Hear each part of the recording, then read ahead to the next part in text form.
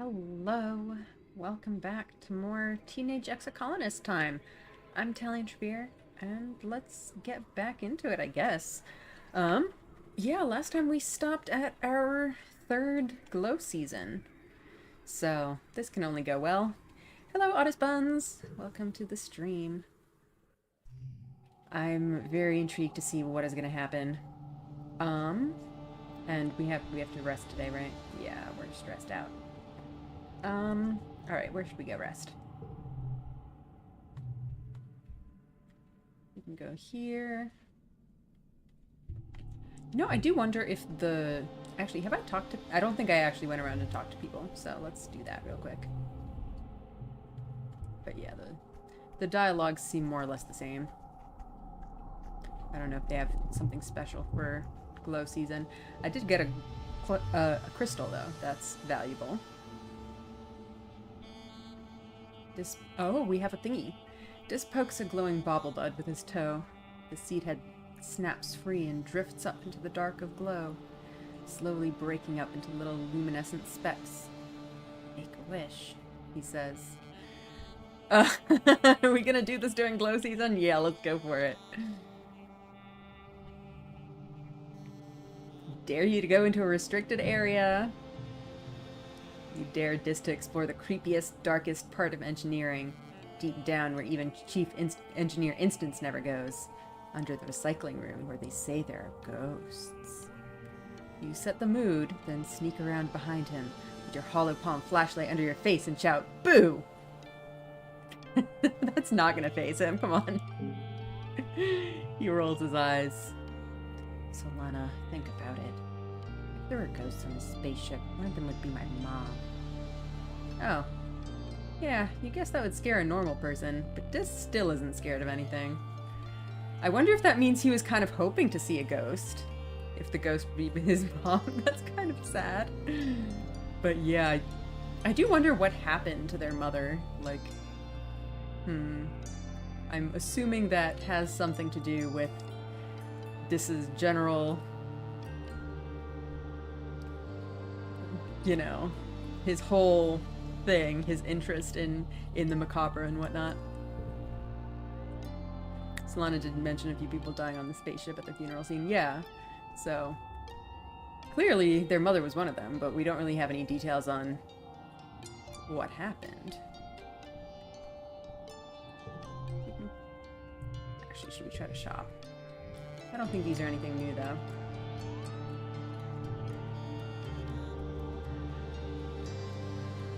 Hi, Mom. Mom gives you a stern look. Be careful, she warns you.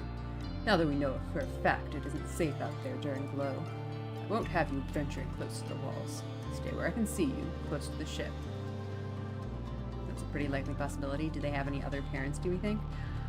I don't think we've heard anything about any other parents. And, like, given how they generally seem to just kind of do their own thing, maybe they don't have parents. Like, I'm thinking they're just kind of, you know... Actually, I think it was mentioned at the start, even, that children in general tend to be raised kind of communally around here. Though, obviously, Solana mostly, like, spends time with her own parents. But I would imagine that's more the case for them.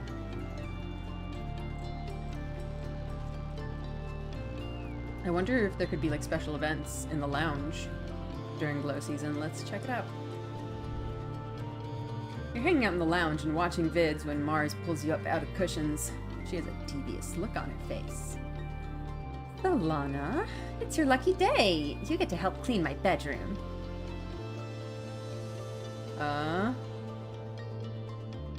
Literally no one noticed when Dis was sleeping outside with you and Tang, his overattached chief engineer instance. They may literally only have each other. Yeah, that seems to kind of be like...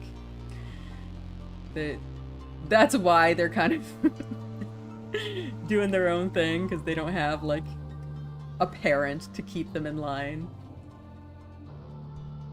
I mean, I want to say no way it's my day off, but I do kind of want to be a little bit friendlier to Mars. But you don't just walk up to someone and be like, you're so lucky you get to help clean my bedroom.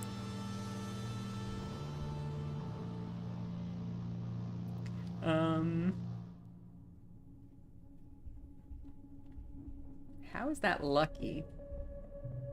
She puts her hands on her hips. Because you get to hang out with me all day, of course. And bonus, I might let you read my holomags.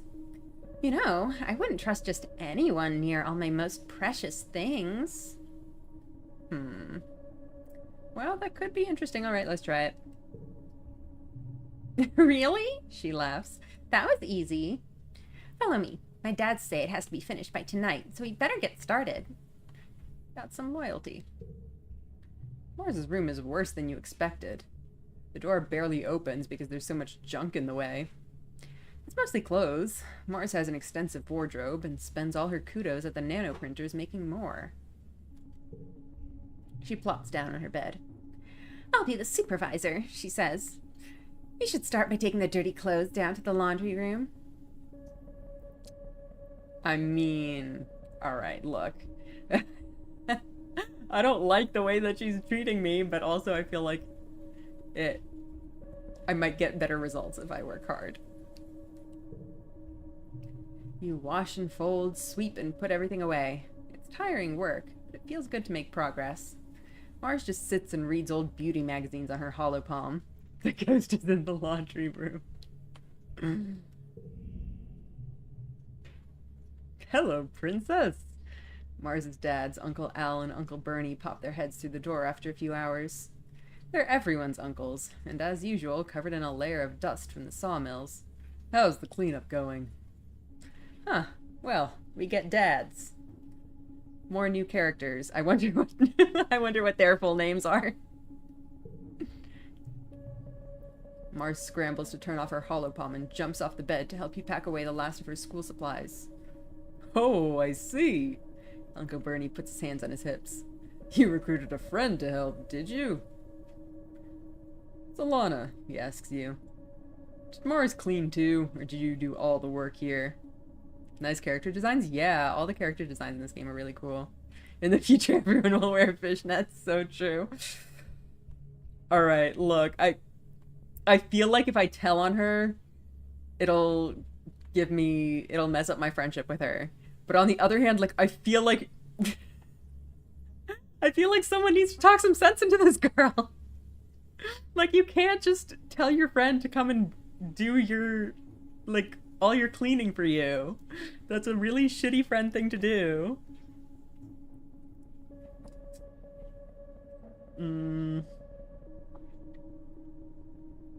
I don't know. I feel like if I cover for her, it'll be just purely to gain points with her.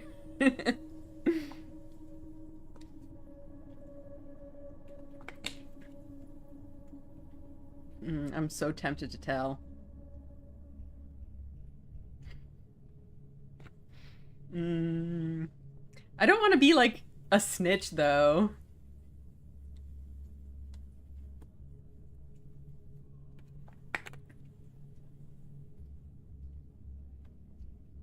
But she is kind of taking advantage of me, so maybe I should fight back at least a little bit.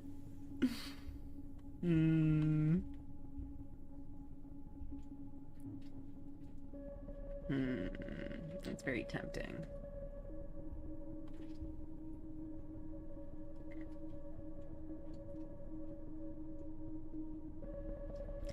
I mean, I guess we could say she helped by, like, supervising, if she actually did any supervising. I don't think she did. I think she was literally just on her phone. Mars often doesn't mind that much when you mess with her a bit. I guess so. Okay, whatever, I'm going for it. It was me, all me. Did she offer you kudos for your hard work? Uncle Al asks. You shake her head no. Should he have? Al gives Mars a disappointed look. That's odd, because she knows she gets her allowance for doing her chores. For doing her chores, not just for being our perfect little girl.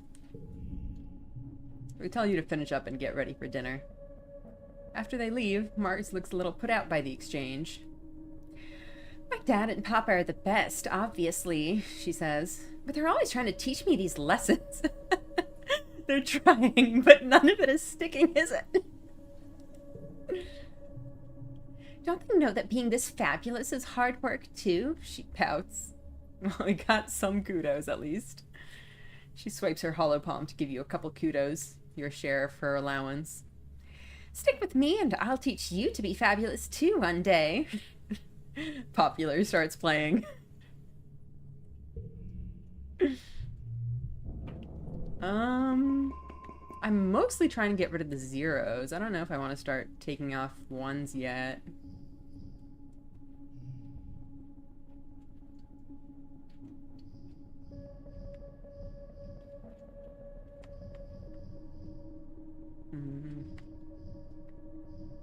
Maybe I can. I do have some other ones.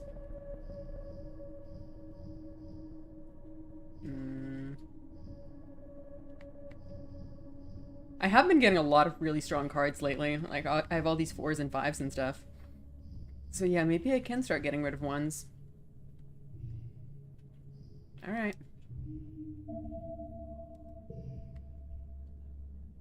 You don't have that many base 0 left, so you should be able to start removing base 1s. Well, I think I've only managed to get rid of like 1 0 too. But we'll do what we can. 2 data points form a line, but 3 is a pattern. The colony has been on high alert all glow, hoping that the creatures from beyond the wall don't return for a 3rd year in a row. Surveyors keep reporting that they're seeing unusual animal activity. Even the plants seem different, they say. And new tracks that must have been left by creatures larger and heavier than you've ever seen. You and the other colonists drill evacuation plans. You're in engineering when you hear the sirens ring through the colony. You cover your ears against the noise and make your way to the nearby classroom. This is one of the assembly points, so you should be safe there, but it wasn't so safe last year for Professor Hell. What if another creature gets in? Congruence, the new teacher, is just a face on a computer screen. She can't protect anyone.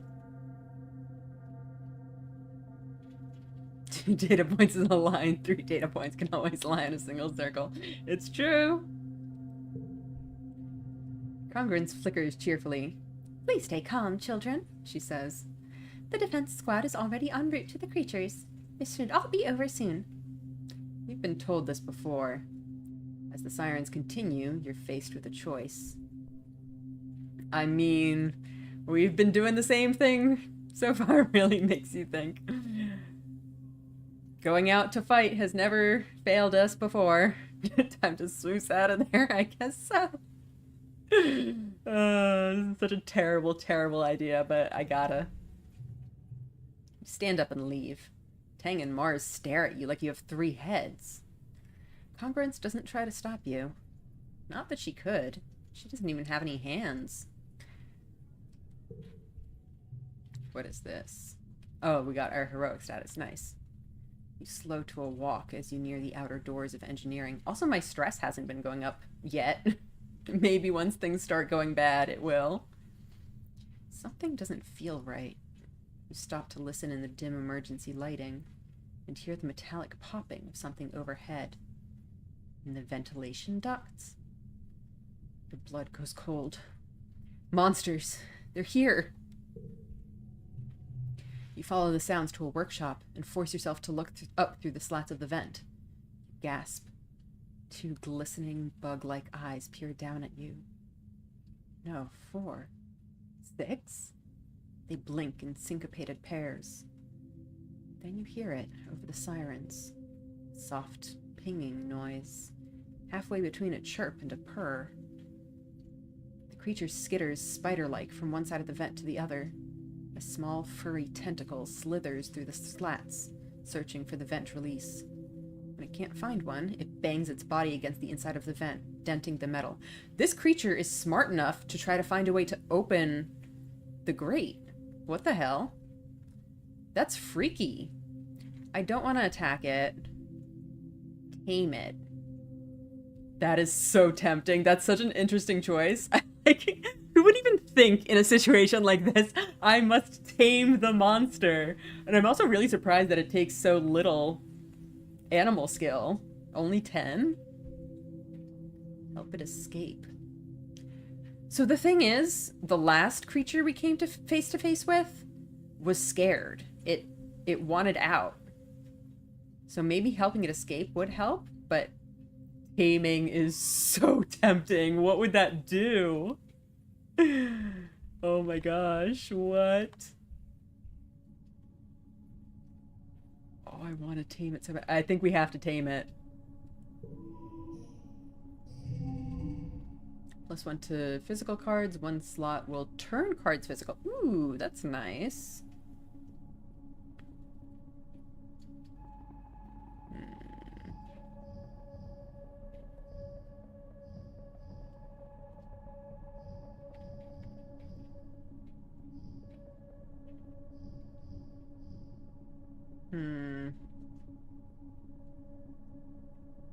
Should we use up some of our red cards here? So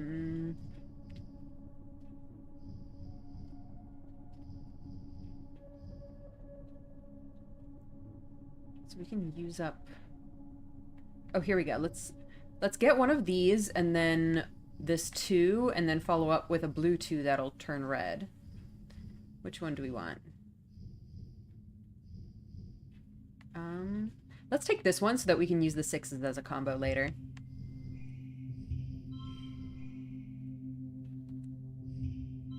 Like that. Oh, and then it gets the +1 there. Okay, yeah, I guess that works. Goal 41. That is kind of a fair amount. I think it's doable, though. Oh, boy. I'm not getting a lot of red cards here. That's concerning. I have 1 gem.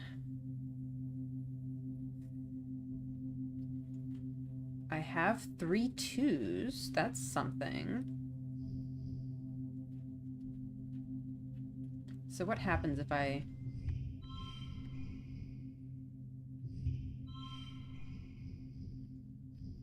Could turn the 5 into a 6 with the red +1, combo that with the other 6s. Yeah, that would be really good.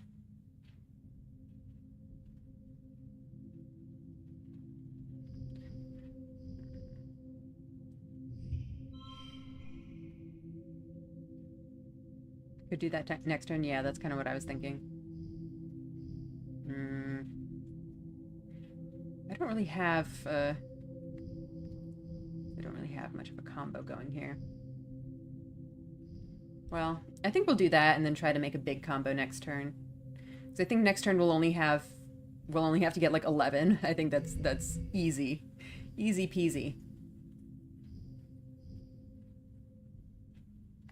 What have we got?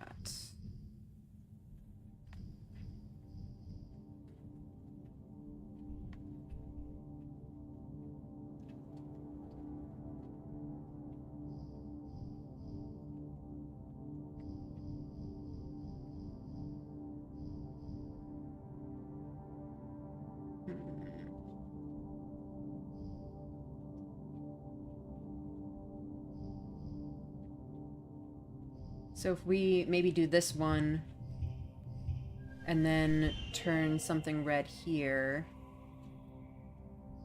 Oh, we can do the gems.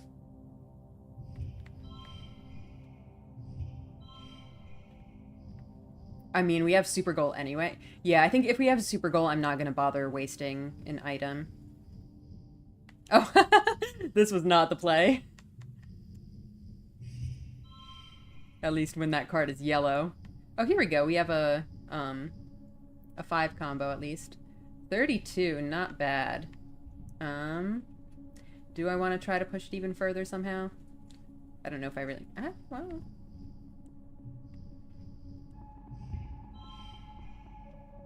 Alright, 33, sure. We're taming that creature.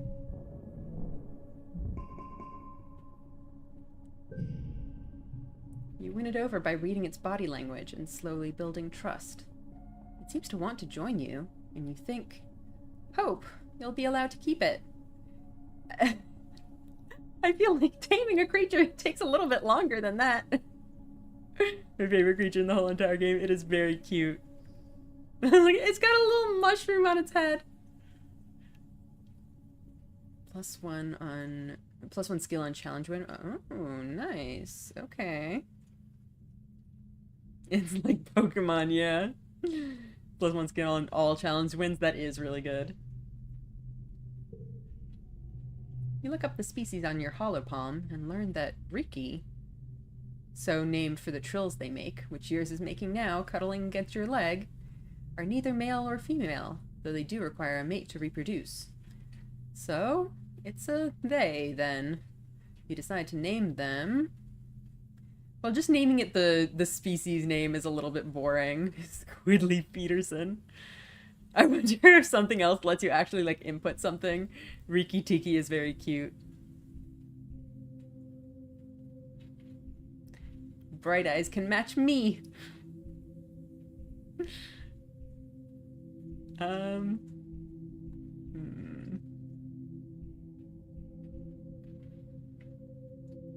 of these, I think Riki Tiki is the best. Squidly Peterson is also pretty funny, though.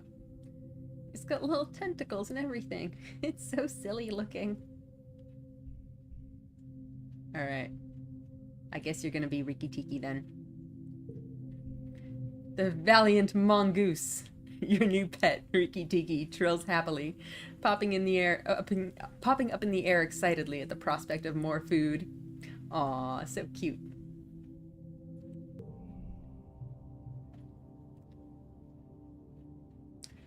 It isn't long before the sirens turn off, ringing 3 short pulses as the all-clear message flashes on your hollow palm. You and the other children file out of engineering, and you head back to your quarters. Your parents will want to know that you're safe. You manage to smuggle your new pet Riki under your jacket and hide it under your bed before they arrive. How are you going to take care of it without your parents knowing? Your dad gives you a big hug, but your mom slumps into a seat at your small table. It's like they were going specifically for geoponics this time, she mutters. But your dad pets your hair and shushes her. Yeah, they don't want the kids to know about the troubles.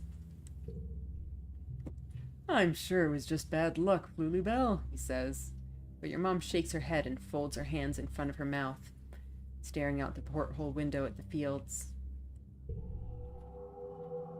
I got a critter! Alright, what have we got? We got some toughness up, we got our animals up. We got a little bit of perception up because now we're like maxed out. All right, well, let's get started. First, let's equip our new pet. Oops. No, equip. Did it work? No, it did not work. Come on. Did that work? Okay, there we go. Oh! Is it following me? Oh my gosh. It does look a little bit silly because it's just like a flat image. It's big. Look at the size of this thing. It's just following me around now. Do people not have questions? It is the Pokemon, yep. How is nobody questioning this? It is very cute though.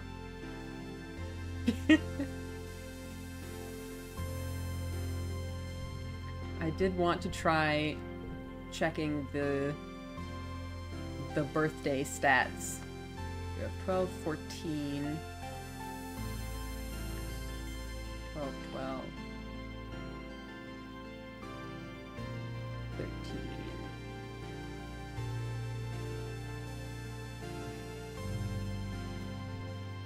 Well, Mars we already know, I guess. So, Lana, what do you think about this? Mars walks towards you haughtily, stops, poses with her hand on her hip, then turns and walks away. I call it my cool walk, Mars says, looking over her shoulder. I also have a bored walk and a flirty walk. It's important to switch it up once in a while. Whatever you say.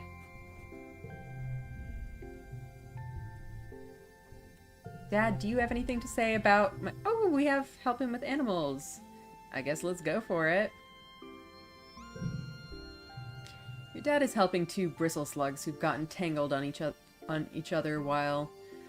Well, maybe they were wrestling. Your dad doesn't want to go into the details. Oops. What do we get for this? Animals, I guess. Wow. +3 from heroic status, eagle eyes perk, and clear-minded status. Holy shit. He hefts up the larger one, and you carefully pull apart their bristling spikes, being careful not to get jabbed yourself. 10 minutes later, they're back at it again. Your dad shrugs.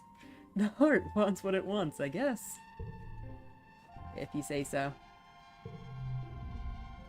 You catch Cal at the gate to the gardens. He's carrying a big bucket of rocks. Hi, Solana, he exclaims. He pauses to pat your pet on the head. And hello to you too, Ricky Tiki. Oh, I'm supposed to tell you there's a new park near Geoponics now, Cal says.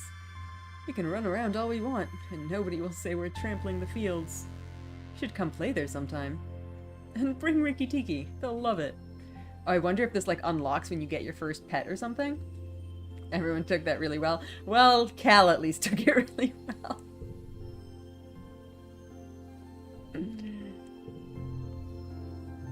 We have a new... This one gives us... Oh, I expected this one to give us something with, like, Cal. I guess the difference between this one and the lounge is probably that it gives you different events. It does unlock when you get your pet. Okay. Makes sense. Do you have anything to say? No. What do you think of my new creature? I don't want to be like everyone else, Dis says, scowling as he watches people move around the colony. I'm not like everyone else. I'm just different. I can tell. I dare you to what?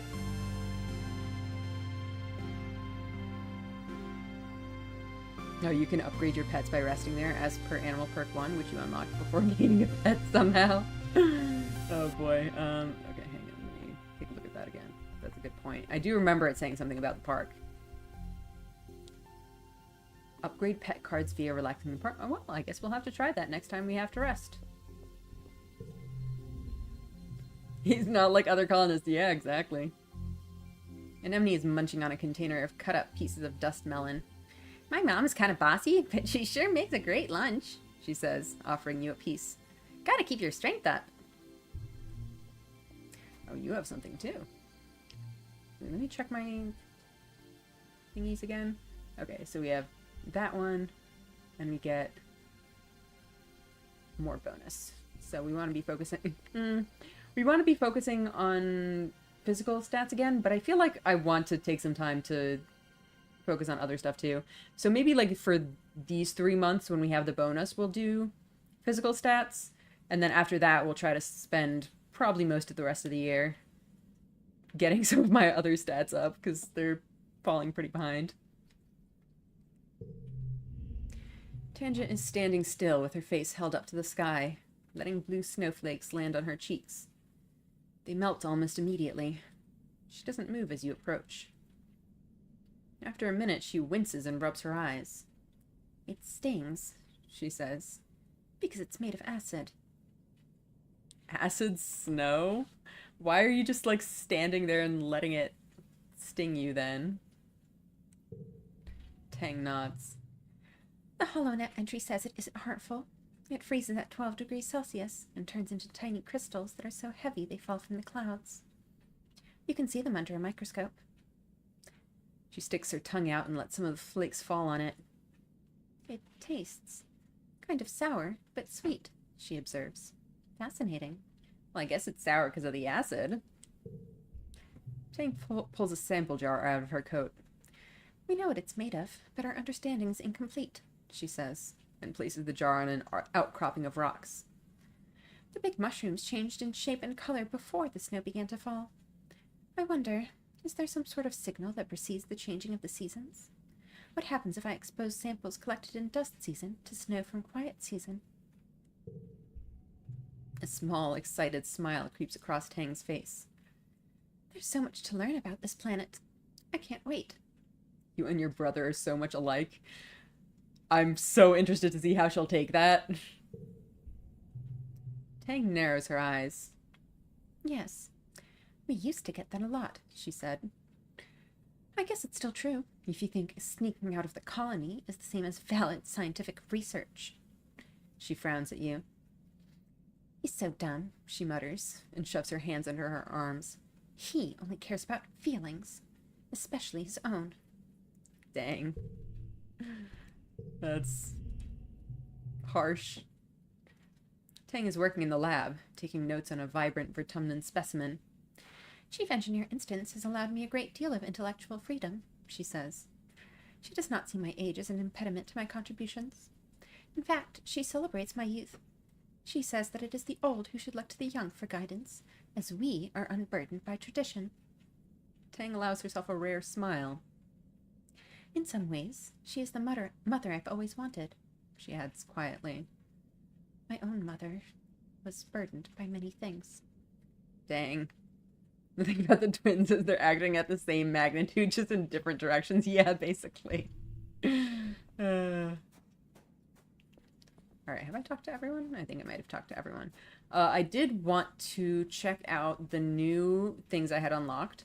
So I think we had a new way to do this. Yeah, we had work in the depot, and then we had farming in the greenhouse, which, since we're doing physical tasks, I think that would be perfect. Was their mother depressed? Maybe. Alright. So... yeah, I guess we'll get the bonus on toughness, and then we also get some bonus, well, not exactly bonus, but we also get to raise our biology. I think that'll work out. It's a proud day for your mom. You're finally following in her footsteps. She meets you at the gate to the gardens. Hello, Sprout, she says, sounding chipper. Come on, we've got a lot to cover before you're able to keep up with the rest of us. Finally, some real farming. Your mom shows you around the fields and the geoponics domes. He'll mostly be working in the fields, with the hardier earth crops like the potato and the corn, as well as the native plants we've managed to cultivate. Wow, there are some native crops mixed in with the ones from Earth. Incredible. It could explain Dis's I'm different from everyone else in a non-specified way attitude. That definitely would have shaken a child, and they'd be struggling in the aftermath. Yeah. You spend the rest of the day pulling weeds and watering plants. You're dirty up to your waist by the time you're finished, but it's good, honest work. You're proud to be able to do something that helps out the colony. Cal gives you a high five and invites you for a cool drink in the cafeteria. All the other all the other agriculturists join you.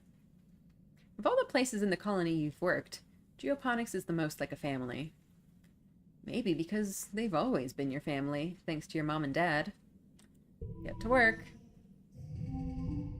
Alright, one slot will turn cards mental. That is helpful because I don't have a lot of blue cards. Although, I guess maybe it's unhelpful that I won't be able to get good combos going.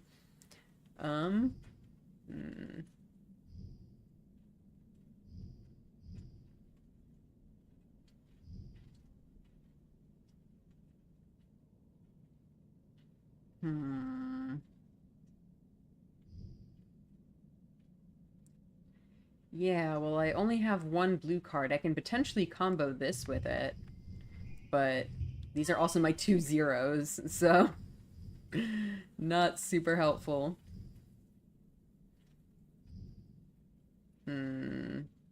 Well, I guess I only need 2 more.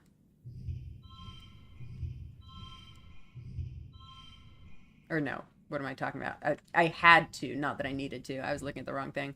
Okay, yeah, this is not gonna cut it. Oh, well, exactly 19. I guess that works.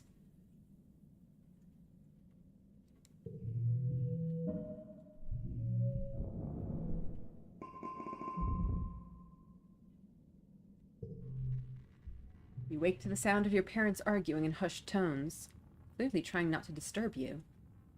You blink away the sleep from your eyes, eventually remembering, wait, isn't today your 13th birthday? Where's your birthday cuddles? Your parents always make a big deal about your birthday.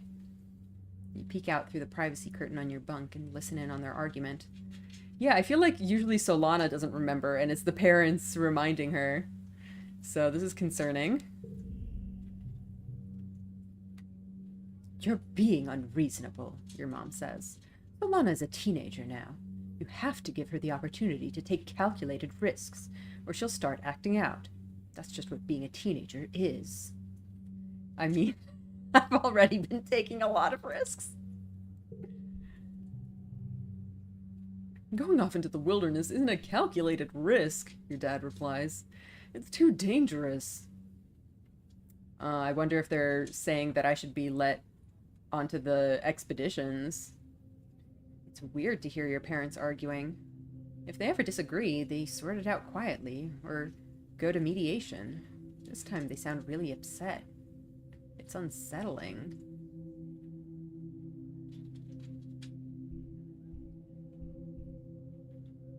I think I should... They glance at you. Your mom holds up her hand to silence you and goes right back to talking. Oh, is that stress? Oh, stress from confronting my parents. Geranium, she grates. You've said yourself that we need every person out there surveying for edible native plants. You're even going yourself. Why not our daughter?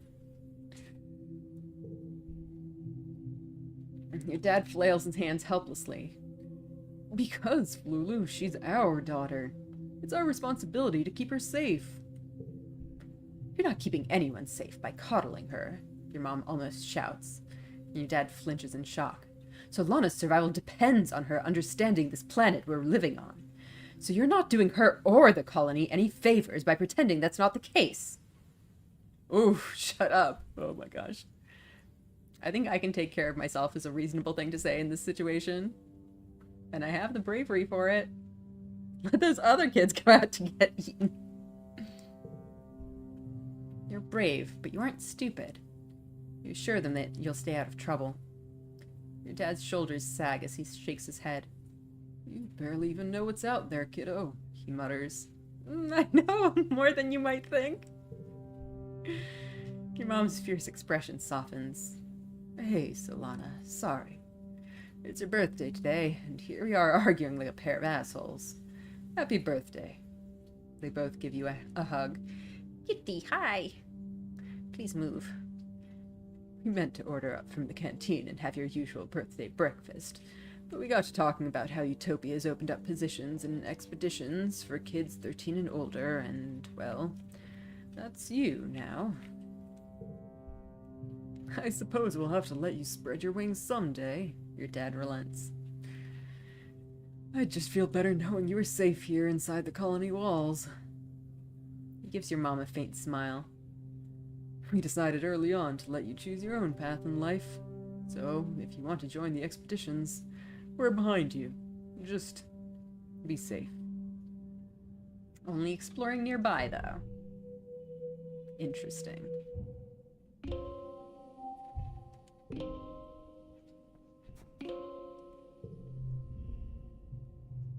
Cal is digging up something in the garden, creating a neat little stack of vegetables in his wheelbarrow. Hey, Solana, says, taking off his gloves to cart his hand through his hair. How's it hanging? Well, nothing really new here. What have you got for me, Dad? You find your dad comparing some plant samples. When he sees you, he puts down the test tubes and gives you a big hug. Kiddo! He exclaims, then kneels down to look you in the eye. I've been thinking. I want to say I'm sorry your mom and I were arguing on your birthday. We disagree sometimes, just like every couple. But it's unfair that you had to see how the sausage gets made. Sausage. We have no persuasion, as always. It's okay. He pats you on the shoulder. Thanks for saying so. You're a great kid. Your mom and I talked it out, he continues. We're both just really putting our everything into the farm right now, and it's making us kind of snappy. You don't have to worry about it, okay? He squeezes you in a hug. You want to join Utopia's exploration team? Just be careful. It's dangerous out there.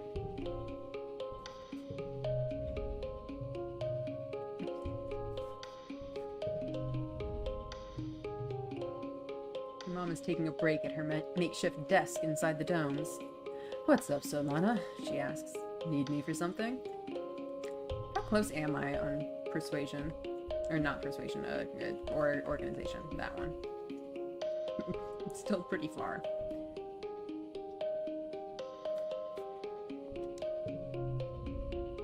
Mars is frowning intently at her hollow palm, typing a new message. Oh, excuse me, Solana. I just have to clear something up, she says, sparing you a look. Anemone posted her answers to the Everything About You survey on the colony message board, and she said that she thinks her brother Com is the coolest person in the colony? Mars rolls her eyes. As if! Com's like one of the hottest, but he's not sophisticated. Wow.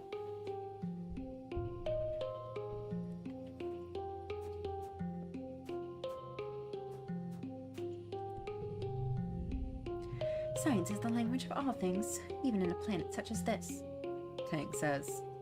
As foreign as it seems, all living things act according to their biology. Tank tilts her head.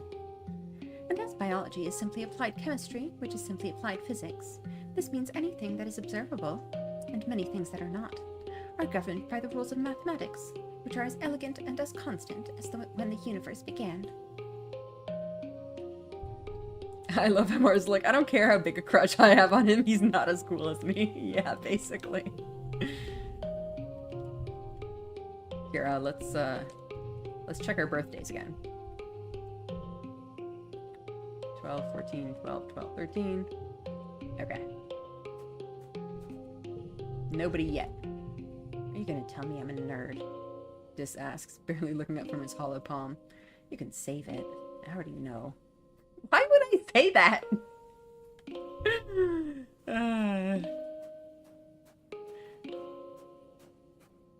Oh. We can just go out now.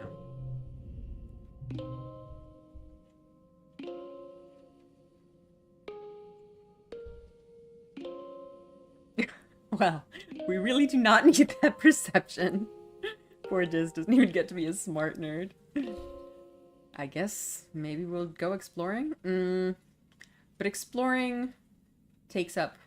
Well, I mean, I guess I can explore as much or as little as I want. But I think... The plains is the new area. I don't need the perception though. I really don't. I think I'm probably gonna do something else this month and then do the exploring next month.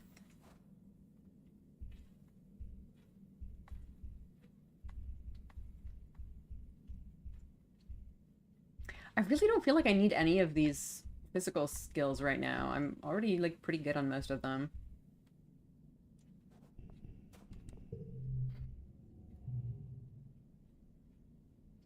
Maybe we should try to get combat to our first perk.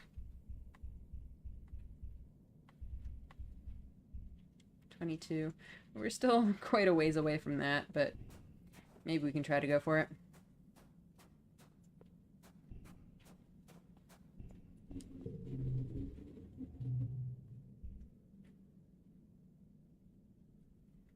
Gives us animals too. Animals could be fun. I guess maybe let's do defense training this time and then explore next time? I guess. I think we'll do that.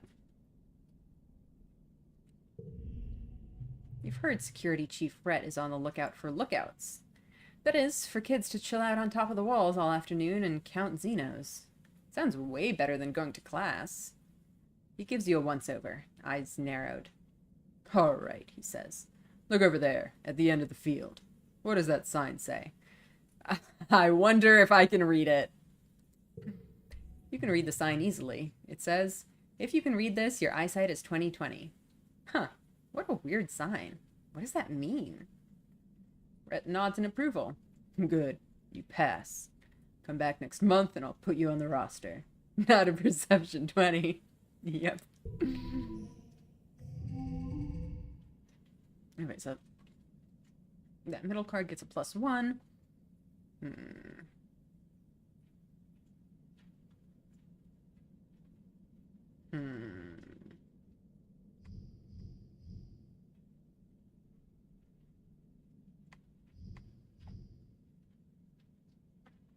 Congratulations, you've unlocked the perception raising ability. Oh no.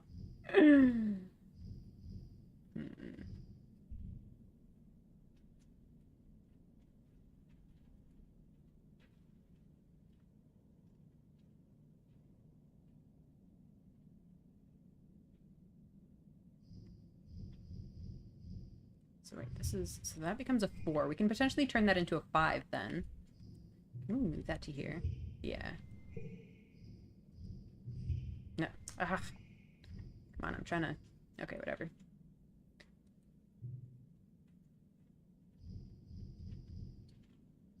We'll do, I guess, a 2-3. Ooh.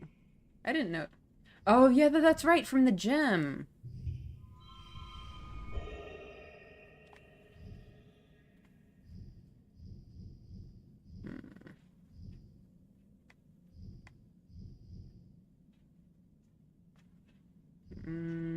Unfortunately, that's neither a super goal nor the exact goal, so it's not ideal. Oh, cat, please move.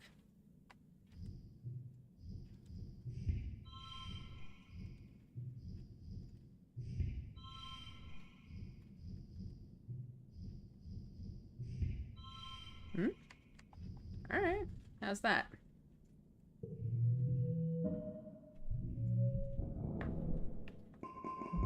Exact goal doesn't give you anything this time, only when it specifically says so. Oh, okay. Okay, that is good to know. +5 combat, that is not bad.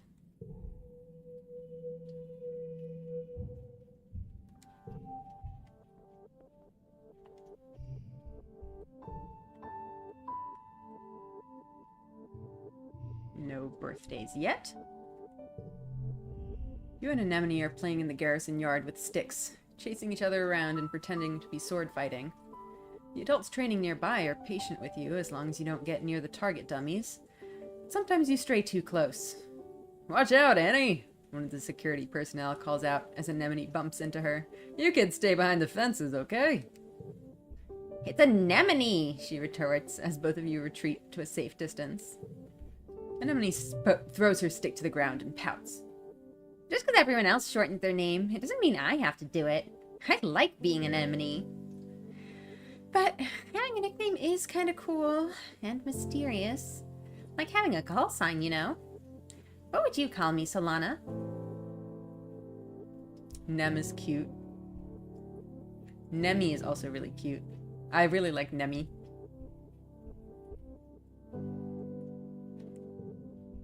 Nemi tilts her head. Huh. She mimes swinging a sword a few times. Nemi, Nemi. Yeah, Com calls me that sometimes. At least it's not Annie. Nemi picks up her discarded stick. Now, she says, brandishing it at you, prepare to be defeated by the mighty Nemi. Is she permanently Nemi now? That's kind of funny. All cards under 2 become 2. That is strong. God damn. This actually decides what she'll be called in every instance of her being mentioned going forward. Wow. You spend the next hour sparring with Nemi in the yard. That's cute. Nemi is sitting in the sports ball dugout, her feet propped up on the bench. Hey, Solana. What's up? Cute. You find Tang leaning against the wall of the laboratory, looking out onto the hustle and bustle of the colony. Antecedent tried to talk to me about puberty today, she says, rolling her eyes. It was a pleasure to tell her that I seem to be suffering no ill effects from the malady. She crosses her arms and shrugs dismissively. Perhaps there is a limit to genetic recombination therapy, as I do not seem to be undergoing the effects common among those who are born to this array of hormones. I should advise Chief Engineer Instance. Huh. Wait, what does that mean? That she's just not going to experience puberty at all? Interesting. Huh. Okay.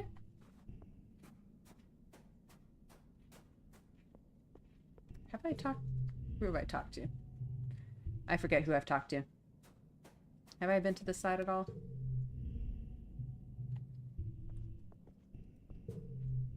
Yeah, no, I think I started over with Anemone.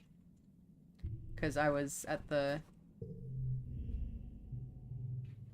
She might be jumping the gun and assuming she's unaffected. For sure. We'll see what happens in the future.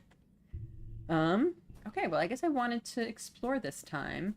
I'm not at full stress meter, but that's probably okay.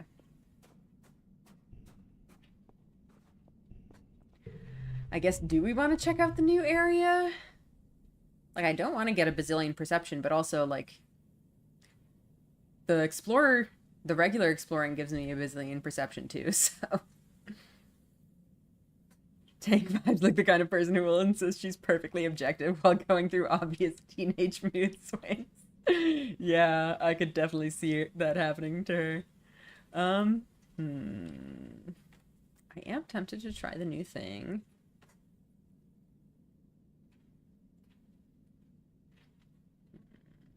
Well, okay, so this one... You get bravery and perception, neither of which are physical, but there are also some events that give you stuff. And by stuff, I mean mostly perception. +1 animals is nice.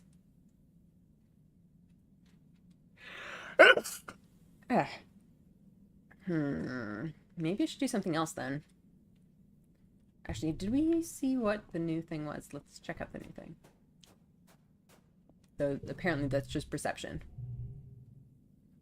Yeah, just lots of perception, which we really don't need.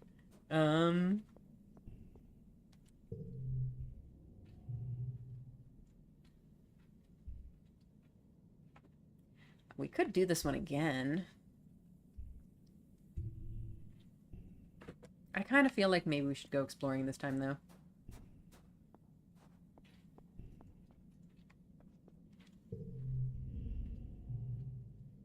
I think it's worth to do it eventually, but it might be worth using the boost on something you actually need first.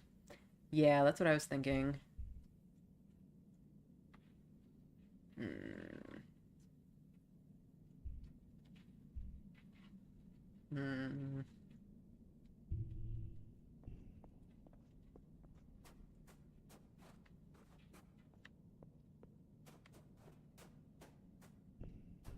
There are toughness increasing events and such out there, so it's not bad. Yeah, I think... we could do shoveling dirt for a whole ton of toughness. I don't know if I necessarily want to have a whole ton of toughness, though. What am I going to do with all that toughness? Cat, please move. Biology and toughness. Maybe I should just do that again. We could use some biology. I guess let's try this one again. Kitty, what are you doing? You need attention. The colony is... Okay, we've already talked about the plow, right? The colony has one massive multi-purpose programmable bot. Usually, geoponics uses it to till fields and help with the planting and harvesting. It breaks down a lot, but you kind of love it anyway. It's a big, slow friend. At one point, you kids started decorating it with stickers, and your mom never stopped you. You and Cal are out in the fields, where they're planting this new kind of native plant called a pixie bean. These things are incredible. They glow in the dark. Cal is in a goofy mood and doesn't want to work. You've got the RoboPlow for the day, and he suggests you ride around on it. Hell yeah, we ride the RoboPlow. You and Cal ride the RoboPlow around. It's fun, and it's nice to feel the breeze on your face all the way up here. Your mom catches you doing this and yells at you to get back to work. And she's right. As you climb down for the last time, the bot coughs and shudders to a stop. Your mom is so grumpy that she has to stop what she's doing and fix the bot again. You're cleaning the bot off to put it away for the night when Security Officer Rhett shows up. Hello, children. When you're done, please deliver the MMPG to the garrison. We need it to shore up the walls tomorrow. Wait, but we need it tomorrow, Cal says. He strokes the sticker-covered flank of the bot. Are you gonna bring it back after? After we're done with it, Rhett replies. You and Cal exchange a look. Working on the walls is a never-ending project. You get the feeling if he takes the plow, he won't be getting it back anytime soon. Certainly not in time for the next harvest. I should check with my mom first. Are you sure? Rhett says. Come on, don't be childish. You can just tell her we needed it. No! We need more persuasion! No, not the plow! You can't have our plow! I guess I have no choice.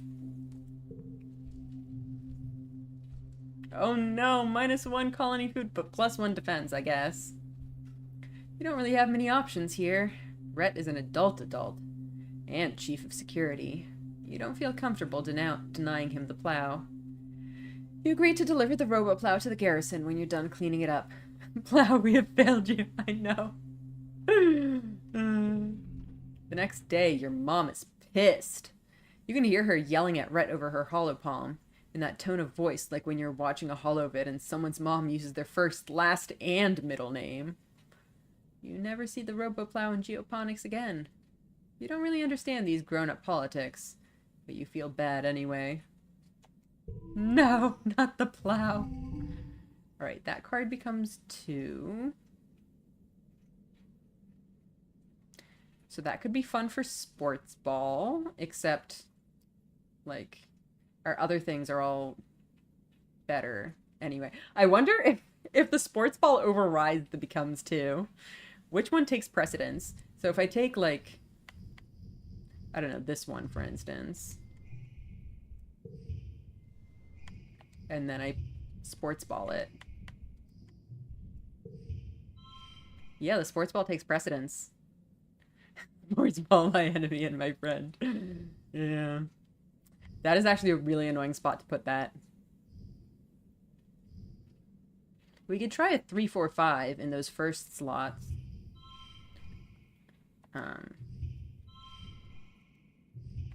Not that.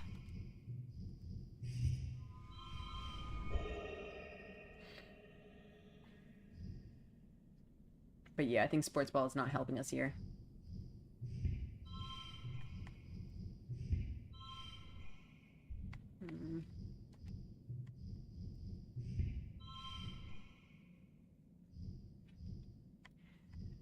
Sure, why not?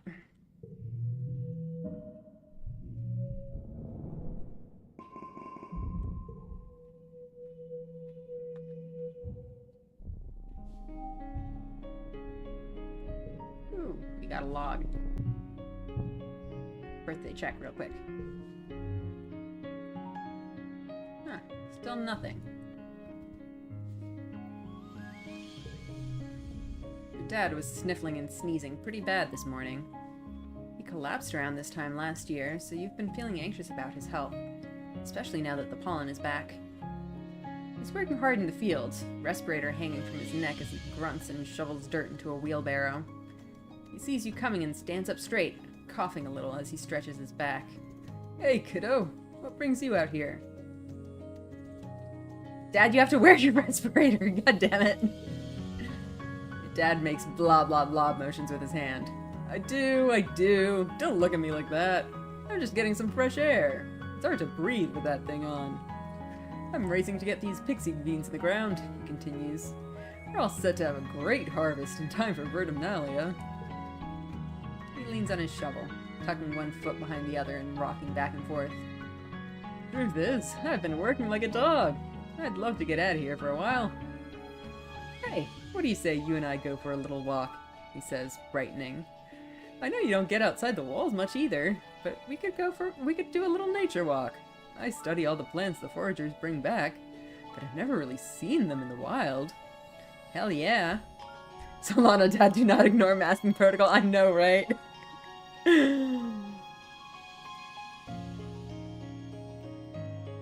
Hell yeah, let's go. Awesome, your dad exclaims.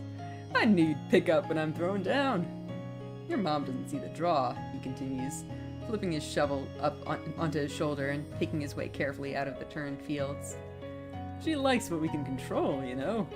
There's a whole planet out there, and I want to go explore. He stops and doubles over, suddenly racked with a coughing fit that makes him unable to speak. He tries a few times to catch his breath, but each time he just starts coughing harder. The pink pollen in the air swirls and eddies around you both. I mean, we probably don't want to go too far. He might, like, collapse out there. But, like, maybe a walk will do you good, but only if you wear your goddamn respirator. I want to go outside with him, but he should not be out like this. Why are you being so stupid about this? Come on. Just typical anti-masker. Just like the mask is restricting my freedom.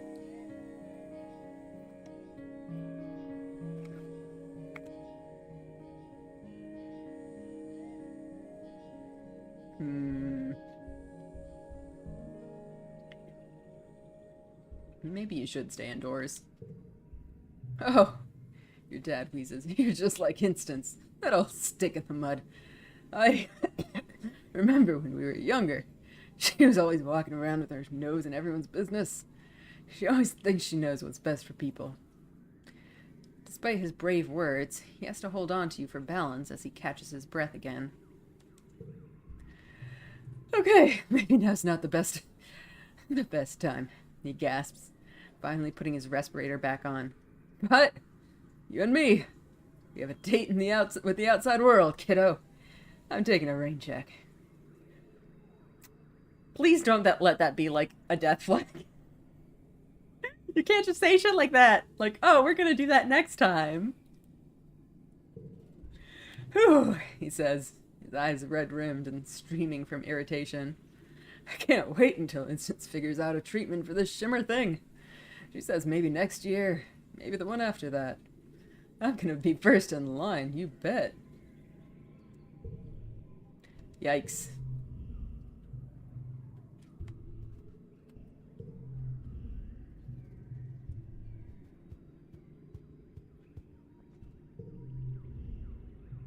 Cal's eyes crinkle when he sees you approach, and he pulls off his face mask.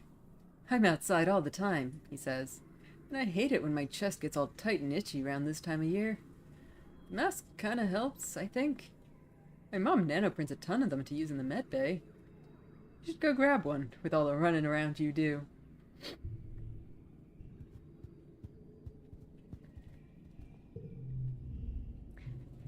Yeah, we already saw her walks.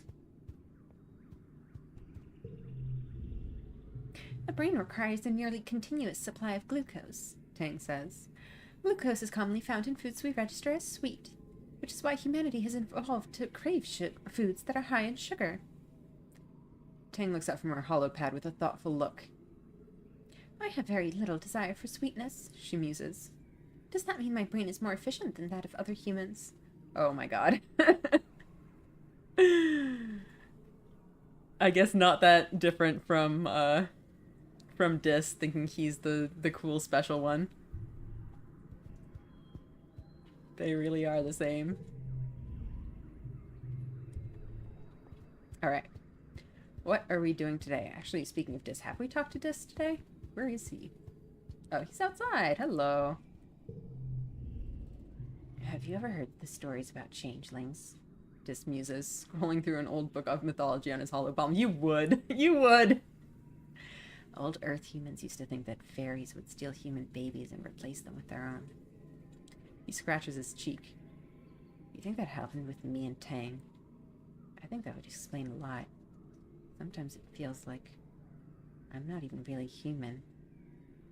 Dang, not everything is eugenics. Some people just don't like sweets. Oh, these kids. These kids. Okay, so I have a couple of new things. Lookout duty, I don't think really need to do. We have the new thing in the depot, but I think since our stress is still relatively low, we should maybe do an exploration.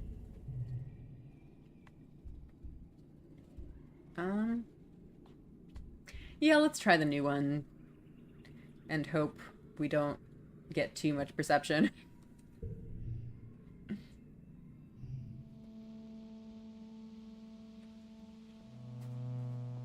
Ditto friend. He just follows me around. When you boarded the expedition's autobus this morning, you didn't know what to expect. It trundled you and the other surveyors a few clicks north to the prosaic plains, a high, flat area with cooler weather than your colony. You could barely control your excitement as you watched the landscape change. And now you're here. You're finally old enough for a real survey mission away from the colony. You greet Chief Surveyor Utopia at the depot. This here's a plas cutter, she says, handing you one. It's a tool for cutting and heating things. You can use it to make a fire, cauterize a wound, boil water, and it cuts some materials pretty alright. You can use it for self-defense too, but I don't suggest it. Dang, I think,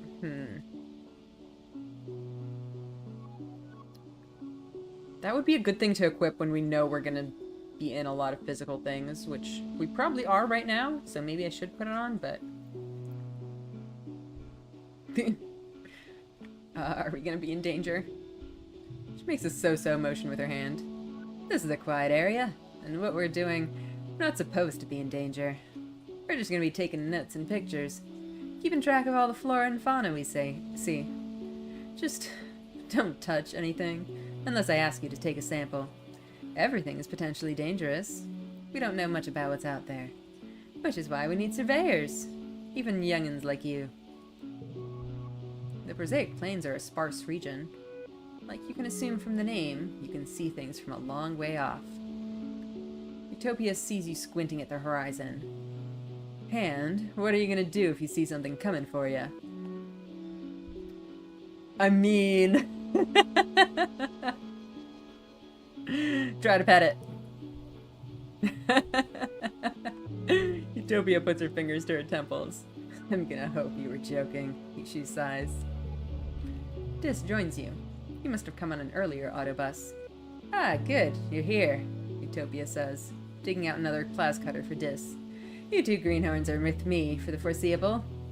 Now, we don't gotta sniff each other's butts all the time out there, but I do expect y'all to be in yelling distance. Comm's gonna get pretty spotty out here. You and Dis share knowing glances. You've both been sneaking out to explore long before you were officially allowed to. Utopia also hands you a surveying drone and shows you how to launch it. It'll automatically perform some local scans of wherever you go, though detailed scans still need to be done manually. And when you return here to the depot, it'll upload its findings to the HoloNet. Your job is to cover ground, see what's out there, and, so long as it isn't dangerous, report it. She slaps you on the back. Alright, team. Don't get yourselves killed out there, okay? Alright, here we go. Pretty.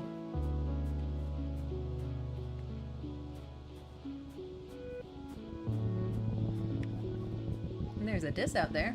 Oh, I like that you can see the reflection of the question mark in the water. Drifts of spark snow make this area hard to pass through. Your feet keep sinking into it, and you have to work to get them free with every step. The only way forward here is through an especially deep area. I mean, I want to play in it. You make a snow buddy. Or at least, you try. The tiny blue crystals don't pack together very well, and the stuff quickly melts just from the heat of your body. The acidic snow gives you a hot, scratchy rash between your fingers. You probably should have worn gloves. You praise your lumpy snow buddy. It looks a little sad. Maybe it just needs some accessories? Where did I get their creativity? Nice. With some twigs and grass and a weird kind of jelly you find seeping out of the ground, you give your buddy antlers and fur. You aren't sure what to call it, but you're proud all the same. Cute.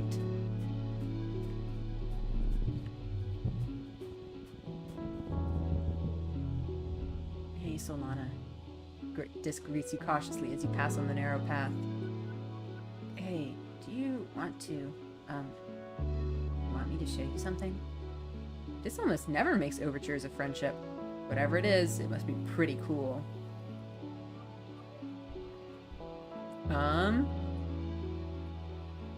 Yeah. You follow him for nearly half an hour. A couple times he stops to listen for something, then continues onward, tromping through the fields of broad-topped mush trees and swaying antler ferns. After a while, you start to wonder if he's just lost. Theory time, the weird jelly is blood and the planet is bleeding. Oh gosh. You're about to say something about it when he holds his hand up for silence and directs you to crawl under a huge mushroom.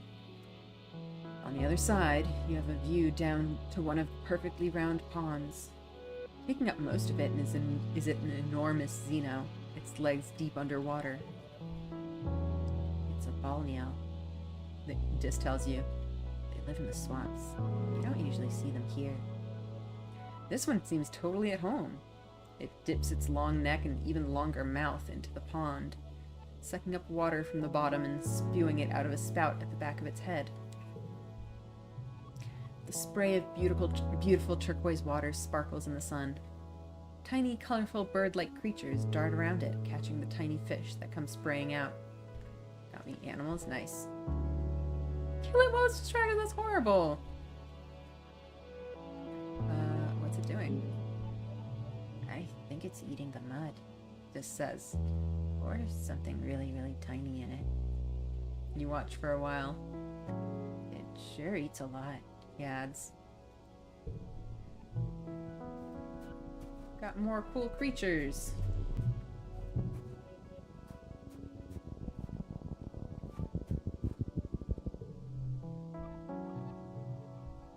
You stop to watch a herd of shaggy, purple-furred animals slowly meander down a slope. You've never seen them before. You know, now I do kind of regret not doing this with my bonus, because I would have gotten so many animals points. That would have been crazy. Okay. One slot will turn cards physical.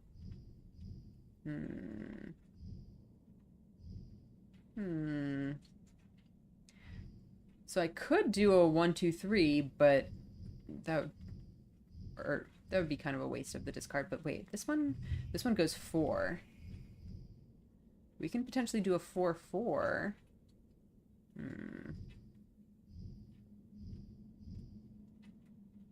We could also do a 2. We can't do a 2, 3, 4.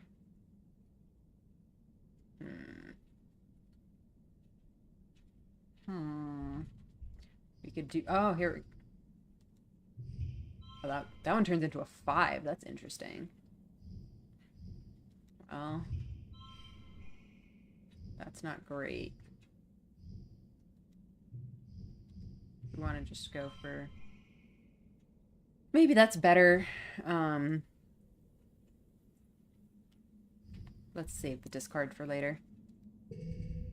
Man, I'm getting... Why am I not getting any red cards? So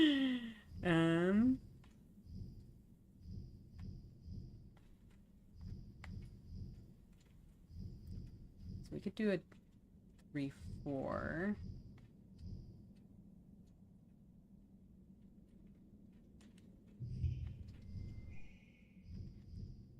Wait. So this one is...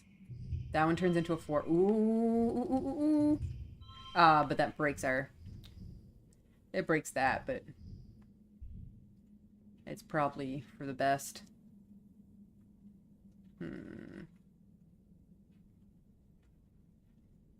Oh, well.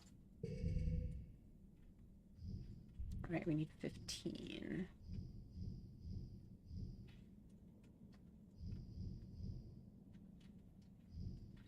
Well, unfortunately, we don't have any red cards under 2. Although, if we use this one, but that's not a great use of our cards anyway.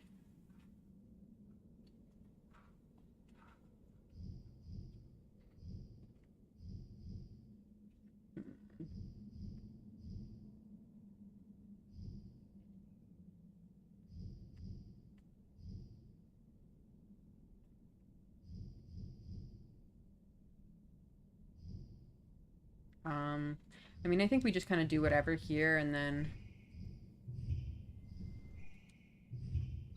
No. That's not what I meant to do.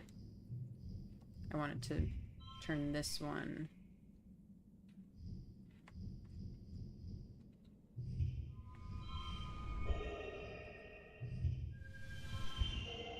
Nice.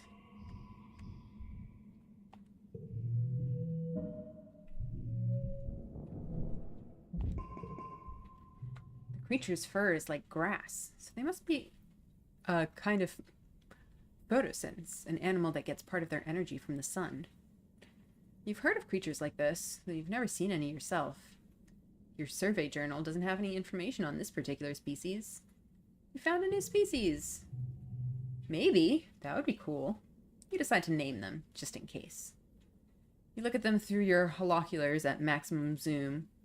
You can kind of make out they have a super long jaws, like a huge underbite. You name this species the...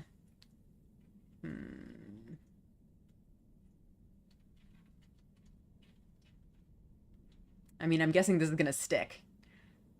Underbiter is a little uninspired. What does something else do? Oh, okay. No, it doesn't let me... It doesn't let me go back now. Oh no. What have I done? No! It doesn't let me go back. What do we want to call this thing?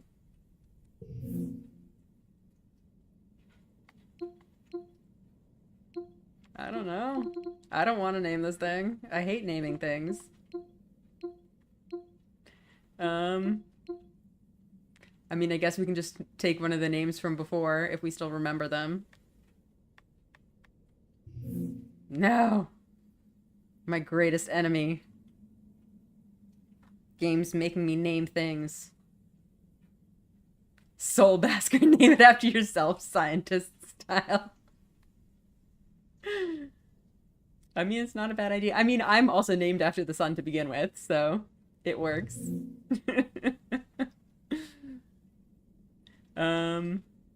Let's see.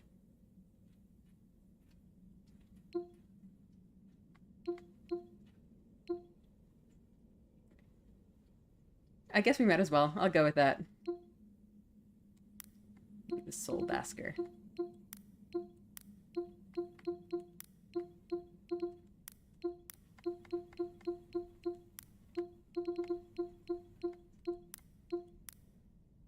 Sure.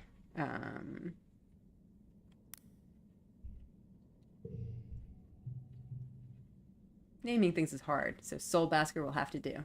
You log your discovery. I like that they acknowledge it. Naming things is hard.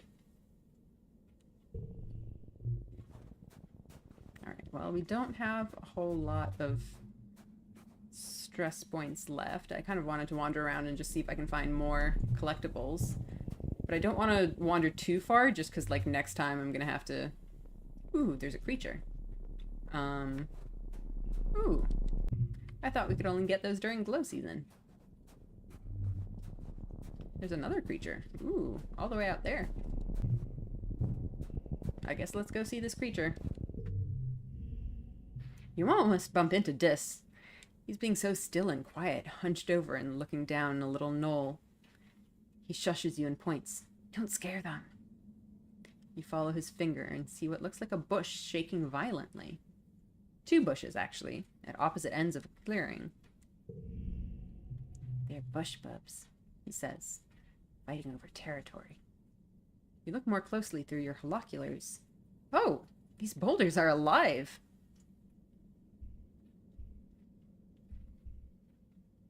I hope they won't hurt each other. They won't, Dis whispers. They do it by dancing. Watch. You watch the 2 creatures face off, rhythmically rustling the leaves that grow out of their heads and backs. Their gangly, branch-like antennae swing over their heads as they rear up to their full heights. Even from far away, they look imposing, like agile boulders. Ooh, that's a good card, too. One goes, then the other. They watch each other carefully, alternating and repeating the other's motions, trying to outdo each other. Ultimately, the smaller, more graceful one seems to be declared the winner. The loser plops back down and shuffles away into the jungle, defeated. You're too worn out and tired to continue. You have to go home now. Alright. Back we go.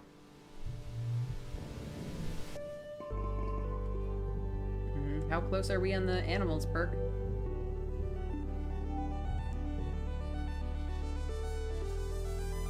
Let's do our birthday check. Huh. Still nothing. You find Dis sitting in the mouth of one of the wall's drainage sewers. In wet season, excess rainwater is diverted out here so it doesn't flood inside the walls. In the meantime, it looks like Dis has set up a little base here, with pillows and a stash of snacks. His alien communication device hisses with static.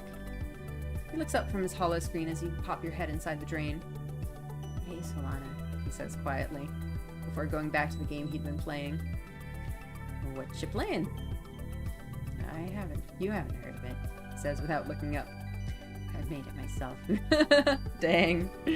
That's a new level. You squeeze into the narrow drain and sit down next to Dis. On his holopad is a picture of Mars, and you watch him drag a match from the sidebar and drop it on her face. Little animated flames wiggle over the picture, leaving parts of it looking charred. It's pretty crude, but you think you get the point. Oh no. What happened with Mars? I mean, I do want to learn how he learned how to do that too. Is he a like budding game developer here? Dis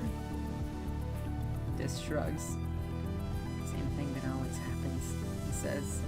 He resets the game, then drags a bomb from the sidebar onto the picture of Mars. It explodes, and the picture disintegrates. She booked my name down for every appointment with the nanoprinter, because she thinks my clothes are always torn up and dirty all the time. He continues. So I got in trouble for wasting resources. Wow. I tried to tell him it was her, but Mars never gets in trouble. Everyone likes her, he mumbles. But it's fine. I don't need anyone to like me. I don't care if they hate me. I hate them. Where did you learn how to do that? It's pretty simple, Dis says. The light from his hollow screen reflects in his eyes as he looks at you in the gloom. People on Earth used to make this kind of stuff all the time. And I have a lot of time to learn new things. Oh, I see. This goes back to playing his game, content not to talk to you. I mean, I don't really want to encourage this. I feel like having him talk to Mars is, like, never gonna happen. He's not gonna do that. That's really unhinged. You need help. I mean, it is a little bit true, but I don't think he wants to hear that.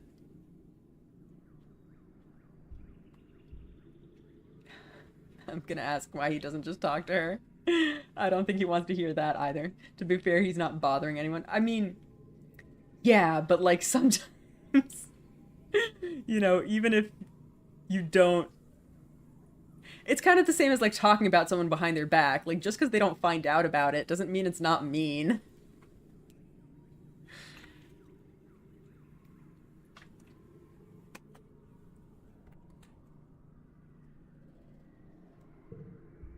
He just snorts.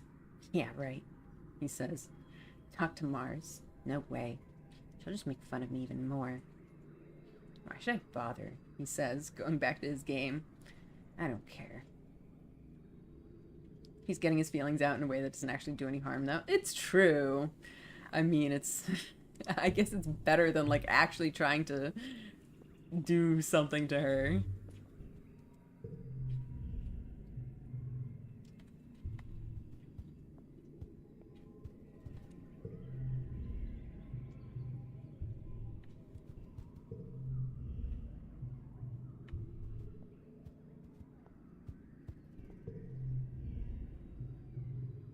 Should a face mask coordinate with your outfit, or should it provide contrast?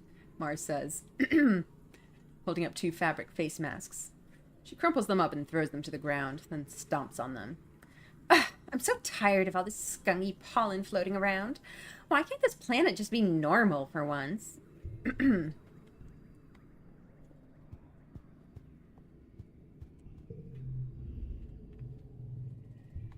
Yep, she doesn't want to do puberty. 20, 21, 22. Nemi counts, bouncing a sports ball on her knee. 24, 25, 26. Oh, hey, Solana. She tucks the sports ball under her elbow and smiles at you. What's up? Not much right now. I think we already talked to Cal, right? Yeah, I think we did.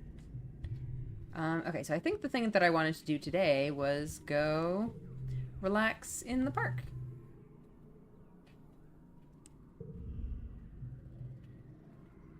You and Cal walk through the park, a special place set aside for growing ornamental plants from Earth. It was grown from a precious seed bank, preserved for over 20 years aboard the Stratosphere before your mother started planting them here on Vertumna. Almost nothing here is grown for food, although many of them are technically edible. It's so green here, Cal says, stopping to smell a bush of fist-sized red flowers with velvety petals. Wow, they smell so sweet. My mom worked really hard on this. Your mom brought these flower seeds from Earth, and somehow found time to cultivate them here, even though there was so much work to do on the farm.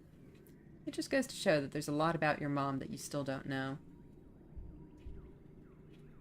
It's so peaceful. Cal breathes deep, a funny smile on his face. It really is. This is one of my favorite places in the whole colony. You can really feel the love in every plant. One pretty white flower in particular is flourishing here. The astrantia, your mother's favorite. It seems to be growing faster than even native plants do, covering the paths and bluffs with tiny white stars. You practically have to push clumps of it aside in some places just to make sure you don't crush any. Good thing it's so beautiful. I mean, it sounds like it might cause problems if left unchecked or brought in invasive plants.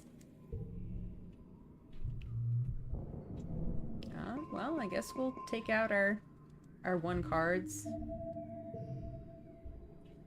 Grew up invasiving they plant, yep. You're getting older.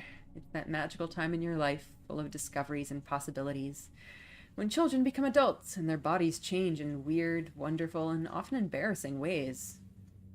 When you were younger, Congruence gave your class a frank presentation about preparing for the changes your bodies would experience in the next few years. Which parts of the presentation was relevant to you? That's an interesting way of putting it. Also, is that an option? Okay. All right, let's go with this one, I guess. You and your friends giggled your way through Congruence's presentation and left with a new appreciation for the wonders of the human body. Puberty had felt like something that wouldn't happen so far in the future, that would happen so far in the future that it didn't apply to you. You put it out of your mind, even as you noticed Cal's voice begin to drop, or Mars starting to dress differently. It's a legitimate option, it's really funny. I'll have to try that at some point, in some other playthrough, probably. Until one morning, you wake up and something feels different. You just know something's off as soon as you open your eyes. Things are, squelchier than you expect them to be down there. You just want to close your eyes again. You remember Congruence's sexual education classes, and you're really not ready for their real-world practical applications. If you just go back to sleep, it'll go away, right? You finally sigh and muster up the courage to look under your blankets. Yep, your period started. That's so interesting. I feel like it's so rare for, like, I don't know if necessarily just games, but in general for media to, like, be so explicit about periods. I mean, obviously when you have something that's, like, explicitly focused on the process of growing up, then, like, yeah, it's kind of makes sense for it to be there. It's just, I guess I wasn't expecting it to just be, you know, like, addressed just so bluntly. And again, it makes sense for the kind of story that this is, and I'm glad that they're doing it. Oh, I need to, like, stretch my arms. Sorry, I've been sitting just holding the controller for a while. It's caught me really off guard too, in a very interesting and mostly good way. Yeah. It's just so unexpected usually. Like, it's something that, you know, a lot of people obviously go through, but most stories is just kind of happening in the background. Like, I mean, I guess it's the same thing with, like, people having to poop, right? It's just something that's never talked about. It's neat that it doesn't dance around it like a taboo topic. Yeah, exactly. It's just kind of like, yeah, this is a part of growing up, a part of the experience, and that's what this game is about. So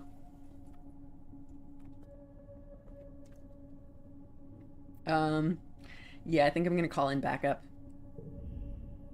You pull back your privacy curtain and gesture for your mom to come over. When she sees the problem, her eyes go wide and she gives you a big hug. What? My little girl is growing up, she exclaims, and you feel your face grow hot with embarrassment. Your dad is right there. She puts her hands on your shoulders. I'm so happy for you, kiddo. I know you're probably grossed out, but getting your period is important. Sometimes we need a bit of mess in our lives to remind us that we're real, that we're a part of this world. It reminds us that we have the ability to make life, and responsibility to take care of that life. Getting your period is a beautiful thing. You can't think of anything worse. Thankfully, soon you can get a blocker to keep from having to go through this every month. Your mom hugs you again and keeps talking about how she's proud of you. It's super embarrassing, and you can't help but shove her away and retreat to your bunk to stew about it. I also think it's really interesting how this game fully separates your pronouns, your physical appearance, and what puberty you experience. Yeah, that is interesting.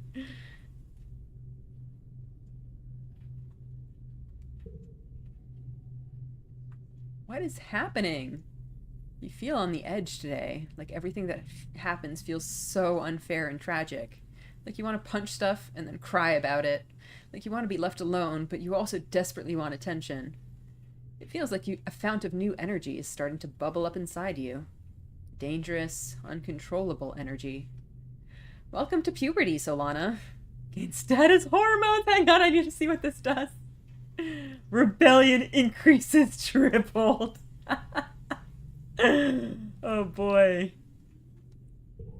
That's so funny.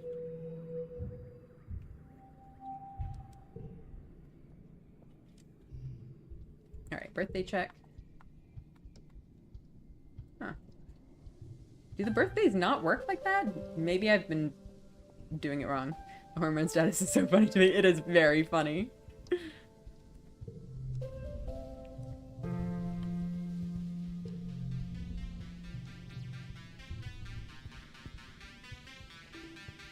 Am I just gonna have this like for the rest of the game?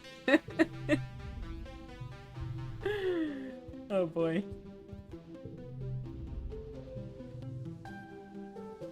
Some people get the sniffles during pollen, Cal says. My mom says it's because your nose thinks the pollen dust is itchy, so it turns on the floodworks to wash itself out. Yep.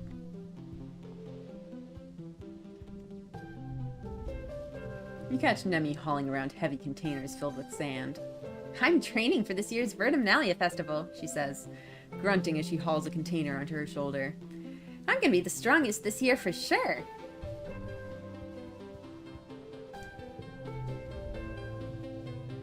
Alright, I'm guessing Dis is outside again. Yeah, he just lives here now.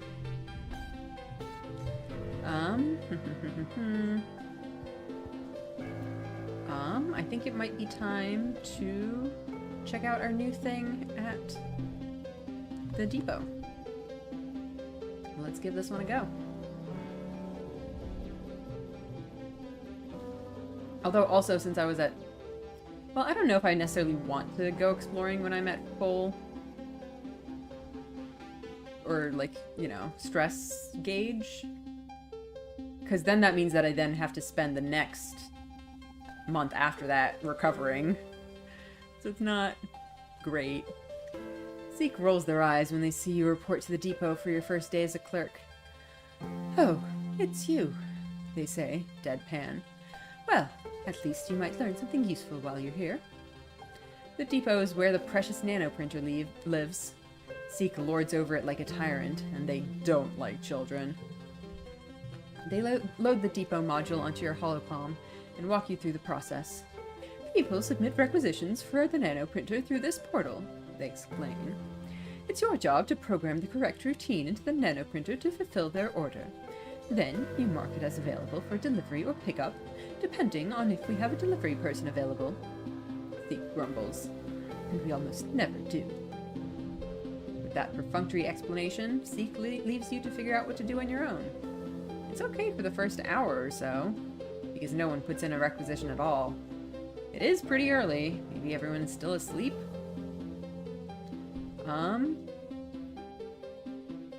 Catch up on some homework. You do a bath worksheet while you wait for the first order to come on. Hey, this isn't so bad. You're jerked back to reality by a haptic pulse through your holopalm. Your first order! You excitedly open your holopalm and read it. Elbow grease, 1 gallon, it reads. From Cal, Geoponics. Delivery, ASAP. Very funny, Cal. You dismissed the phony requisition. Haha, Cal's got jokes. Another one pops up on your holo screen. Flashlight fluid, 2 gallons. Anemones, sports ball, delivery, ASAP. Oh, we need higher reasoning for that? Oh no. Unfortunately, you are a little stupid. I am. Build a requisition. You fix the requisition to your holo screen and fire up the nanoprinter. Huh. There must be something wrong, because you're not finding anything under... You're about to punch in the parameters for something similar to what's in the requisition when you hear someone laughing behind you. OMG, Mars exclaims, leaning over your shoulder to look at your holopalm. Are you serious? Are you kidding me right now? Like, Solana, that's not even a thing. Mars snaps her gum in your ear as she reaches over and dismisses the requisition. Here, I saved you from being a nullhead today. Now you owe me one, she says. I take payment in acts of service. She hops up onto the depot counter and primly crosses her legs. I am so totally relieved to have you as my assistant here, Solana. Finally, someone to haul boxes and fetch things so I can focus on the important work.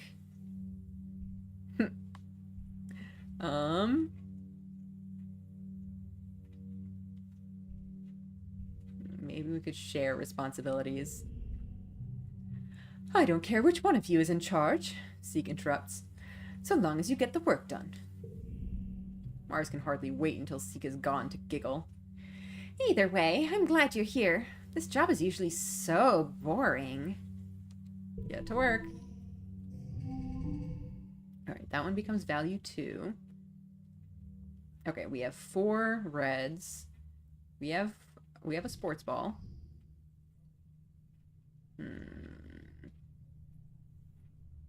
Oh, we could get a full streak of 2s. I wonder if that would be good.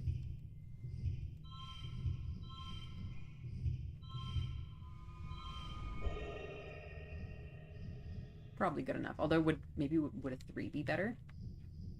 Probably not. Yeah.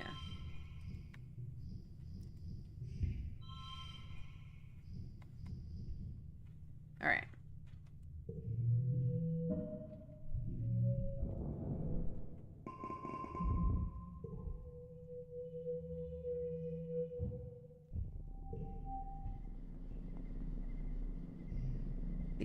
When is our birthday check actually going to work? Oh, look at that. Anemone is 13. We got to give her a present. Mars does a little twirl, showing off her shimmering dress. You wouldn't believe how many kudos I needed to use to nanoprint this dress, she says loftily. I won't even bother telling you. It would only make you jealous. Log.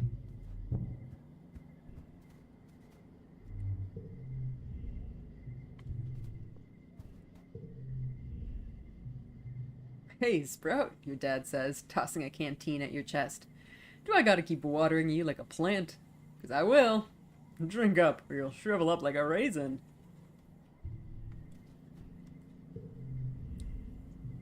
Solana, it's good you're here, your mom calls out to you. I could use your help getting these crops harvested before the rainy season. There's a lot of work to do, if you've got some time. Everyone is so dramatic right now, Dis mutters, kicking a rock with his hands shoved in his pockets. Who cares who said what to who or whatever? It's so dumb. Martha's trying to make you jealous of her nano-printed dresses. You're just like, hell yeah, log! Yep.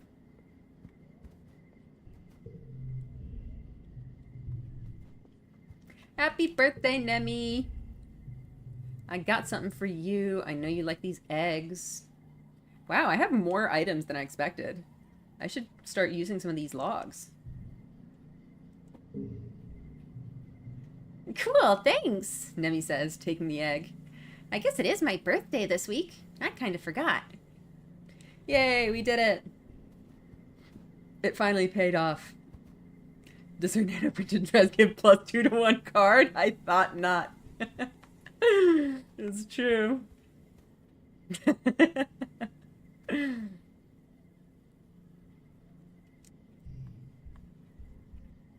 So we still need the twins' birthday and Cal's.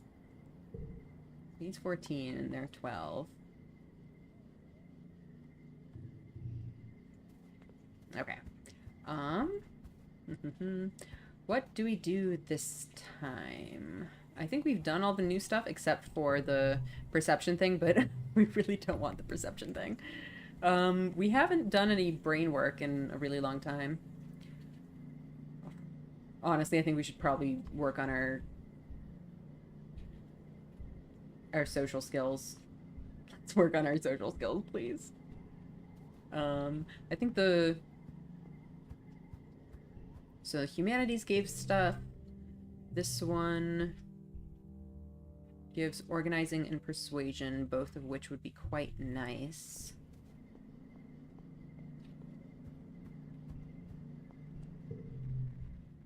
Also, it would be really nice to get our reasoning up, because I feel like that's screwed us over so many times. Maybe we should do this one.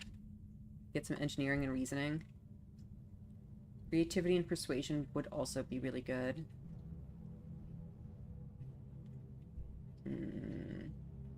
Also, we are pretty... How are we on stress? We're at 10. These take 15 stress each. We have 7 more. Yeah, maybe we should go exploring again. I think maybe we should go exploring.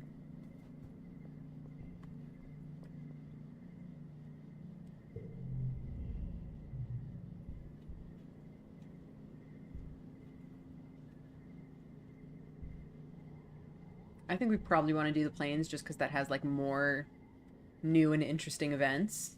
Boss event remaining. Okay, we definitely want to do that. So I think hopefully we should be able to get one more explore this year. So I don't think we'll be able to get very far just with this one exploration. Can we go through this? Probably not. No.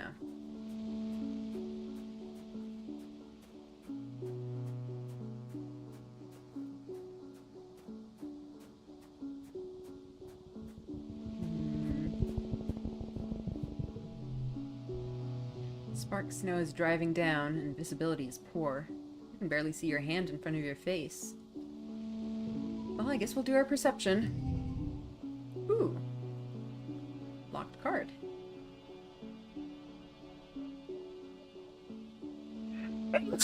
Ah.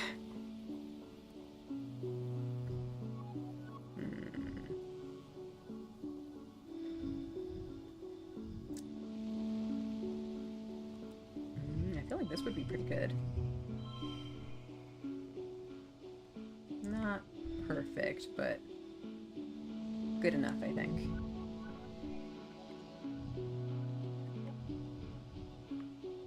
Ooh, +2. That would be fun.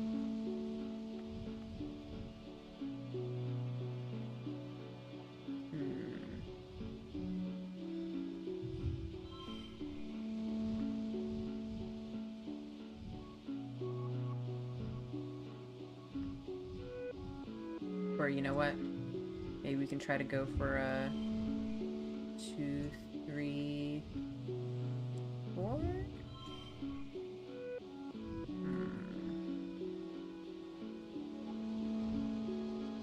Definitely don't want to waste that on that.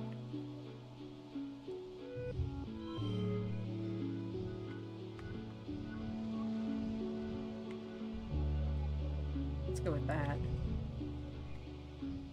Okay. So what about 4, 5,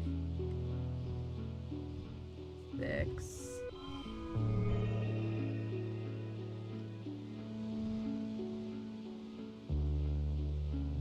We can turn that potentially into a 7 with this. Woo! Look at that. Beautiful.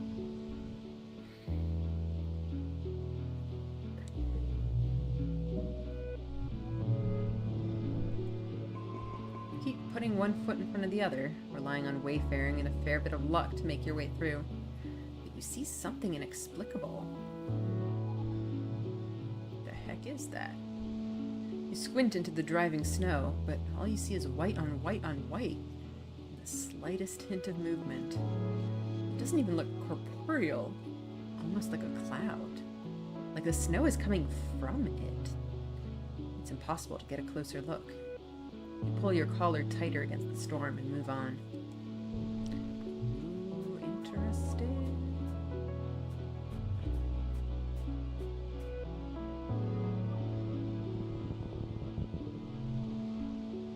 One of your jobs as a surveyor is to document the flora and fauna through photographs. You see a thing, a skittish flock of really long insects. Each one has 10 to 20 sets of wings, like long rods with knobbly bits at regular points. They're moving so fast they're almost a blur. You've got a camera built into your holopalm, but it's not equipped to capture difficult shots like this. You'll need to put in the work. Let's go for animals, I think. Oh, and this one gives the 5 kudos. It equal. Yeah, you get animals from the animals challenge and perception from that challenge, yeah.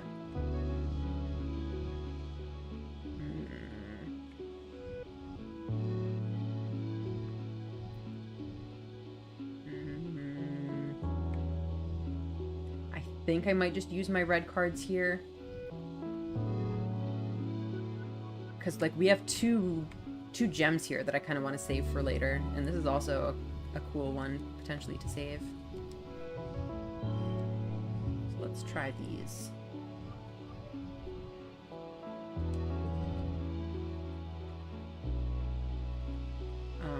Then... -1 to physical challenges.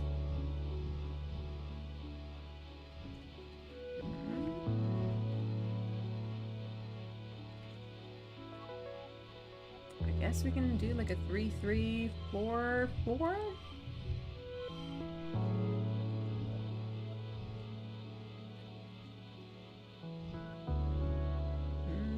Maybe not ideal, but... Okay, 15 should be totally doable.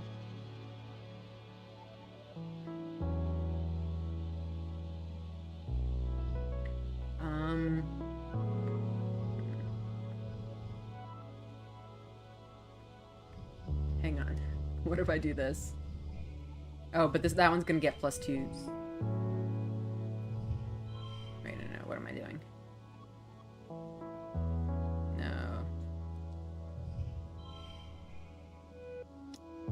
No, wait, I don't have a...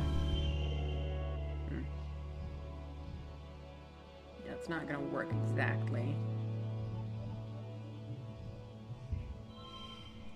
Oh, there we go. We got the 23.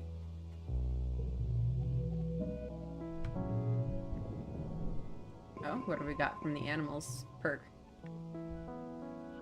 Cautiously crawl up beside your subject, raising your holopalm to get the best close-up possible. Ouch! Just as the camera takes the photo, your subject bites you on the finger. Ah! You hope it's not venomous. On the bright side, you got the shot.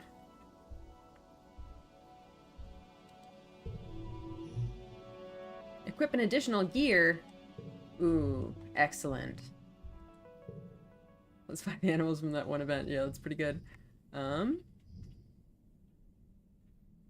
Well, I think for now, at least while we're exploring, the +2 to physical challenges is really good. I think maybe when we get out of this, I might switch to this one. I think down here is where we went last time, right?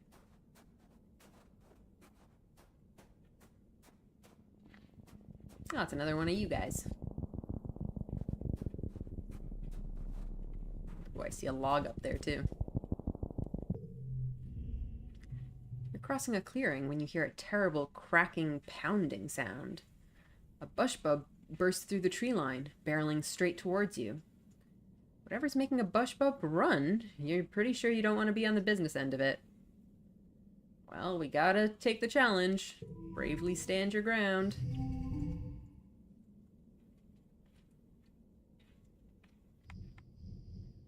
Let's go for 1, 2, 3, I guess.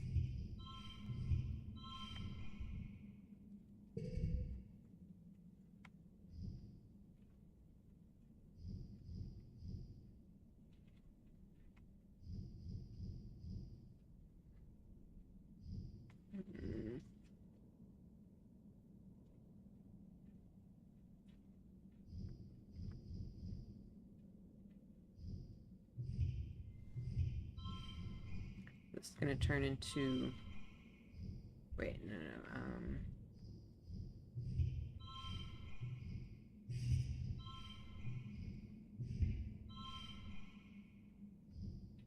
A 2, 3, 4.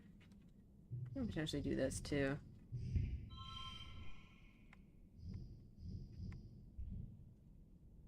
Alright.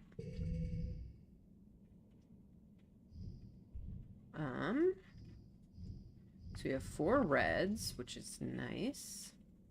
We do get the +5 if total equals goal. I'm not sure what the super goal is, but I guess we might find out.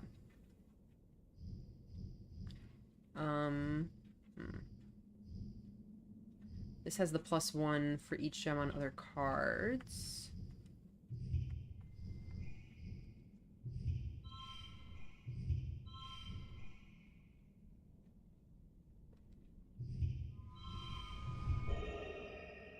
Super goal is 20.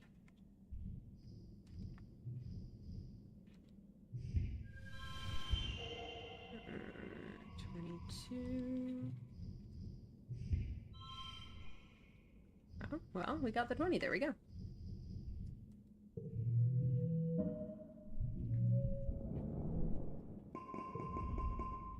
The creature pounds past you, its powerful stone-like gorilla arms smashing the ground. It doesn't even seem to see you, and goes around you without even looking at you. You look around, but there's no sign of whatever motivated the bushbub to run so fast. At least that's something to be grateful about. Alright. Talien. Stress. Okay, we don't have a lot. I think we can do like 3 more. Or maybe even 2. I wonder if we should try to just like find this boss event, whatever it is. I don't know what it would look like, but let's run around a bit and see if we find anything suspicious looking. That just looks like another one of these guys.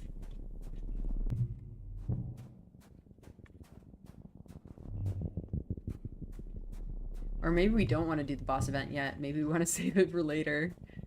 Because it might be like a really difficult skill check that we're not ready for.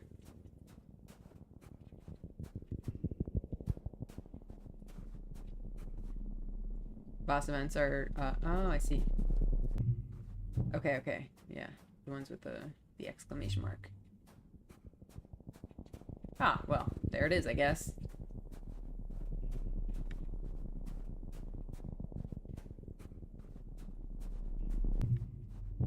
I like that the text is reflected too. That's so cute. There's a deep, perfectly circular pond here, filled with clear, crystalline water. Small, transparent creatures like jellyfish bob around it, rippling with iridescence. Dis is with you and in a characteristically bad mood, despite the jaw-dropping beauty of your surroundings. He plops grumpily down on the bluff to watch the water. Why is it the boss encounter? Well, I think that's just what these are. They're just like special events. It's not necessarily like a battle. Although maybe it is. Maybe something's gonna come up out of the water. Let's watch. You aren't watching for long when a tentacle reaches up and plucks one of the jellyfish from the swarm, dragging it down into the depths. Some massive Xeno must live at the bottom of this pond. Fascinating. As you watch, it plucks 2 more. It seems to prefer the larger, older ones. Maybe it's like a farmer tending to this flock. Or just a very sneaky predator.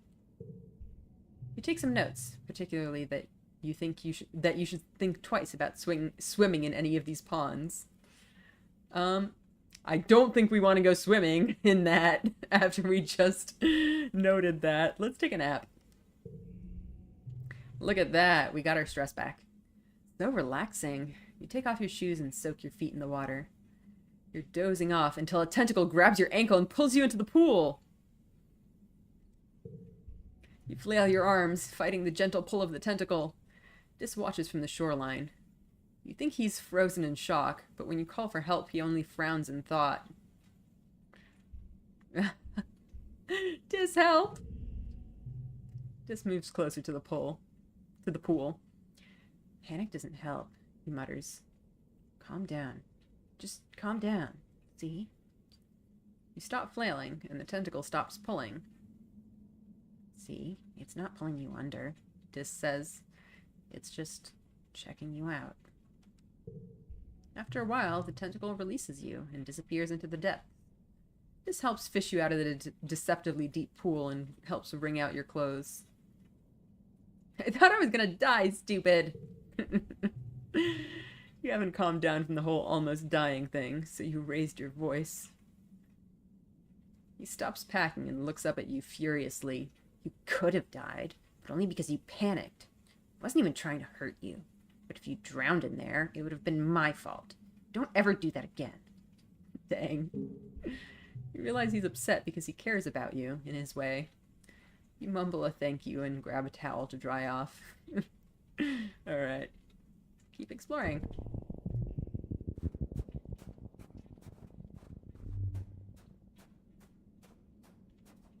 So I think our stress is actually quite good now. Look at that. 55.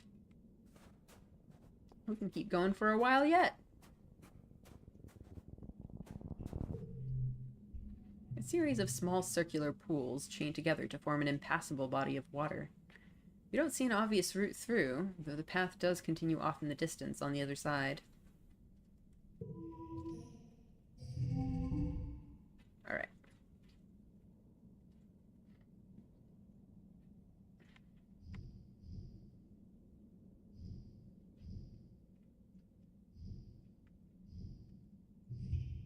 I guess let's just take these cards.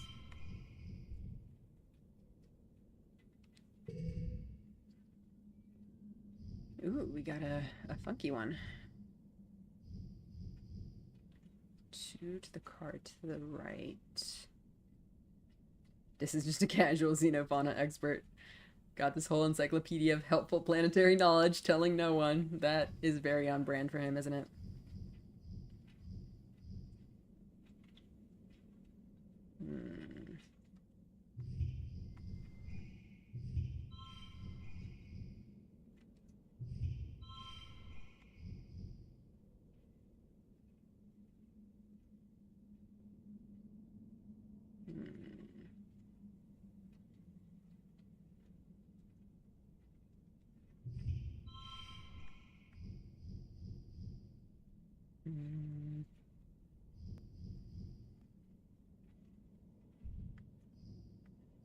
It's pretty okay, but...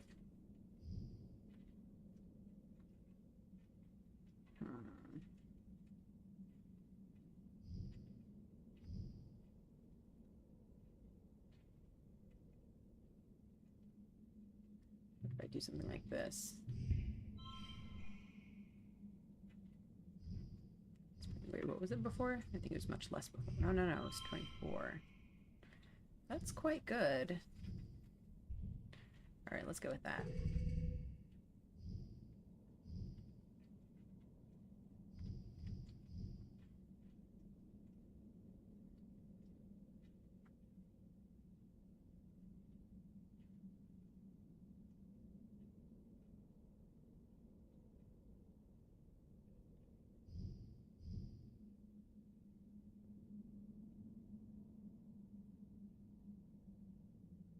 Do something like... I wonder how that works with this.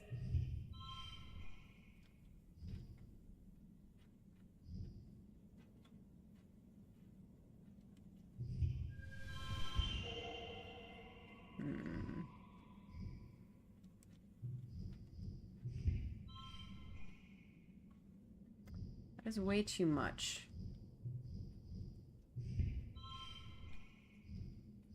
Okay, I guess that's gonna do for super goal.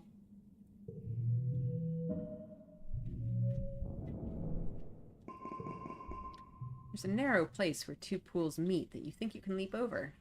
These little ponds don't look too small to house anything really dangerous. You hope. You approach the water's edge. Leap of faith. You make it over the narrow gap. Nice. You feel empowered.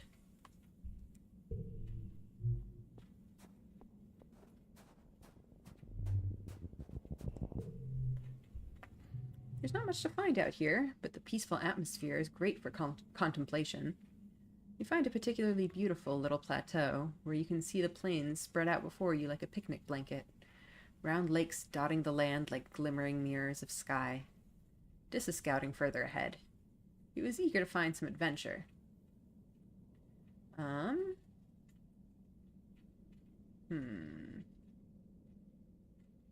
I mean, if we meditate, we can probably get stress back and keep going for even longer. This can probably show us some more cool stuff, though.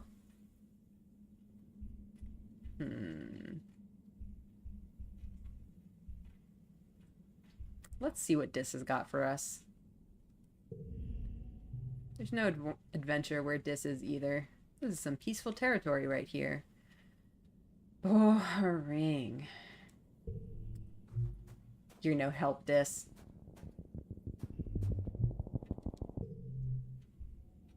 The terrain here is strange. Some kind of smooth rock covered in lichens and tiny plants. It's weirdly warm, and the spark snow melts when it hits it. I think that might be a creature. Carefully move over it.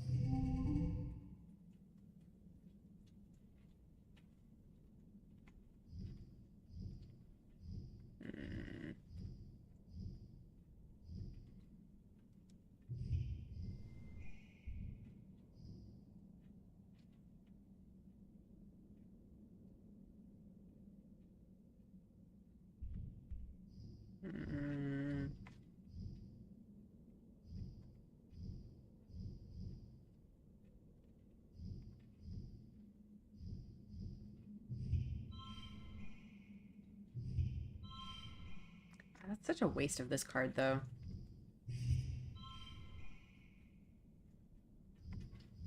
I mean, I guess we could really max out this, but 21 is pretty darn good.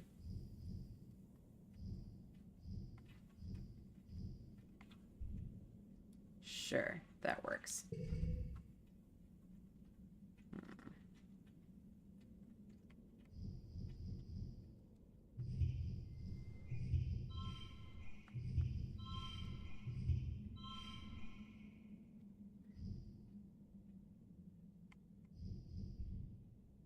Alright, well, we're gonna be really close to the goal.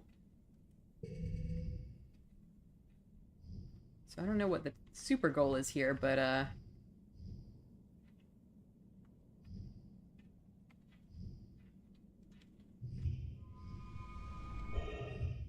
let's try to lower things. Super goal is 11. Well, we don't have to use all of the cards. Oops. I didn't mean to do that. Oh no, I don't think I can take out cards. How do I take out cards? This is annoying. Is there a button for that that I'm just not aware of? Come on. Let me remove cards, please.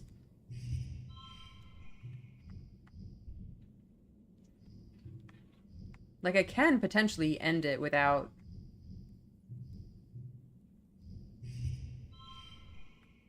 without using all the slots, right? Good question. Actually, I only know how to do it on PC. I am going to... Can I... Hang on. I will try getting a mouse. Will that work? Will that help?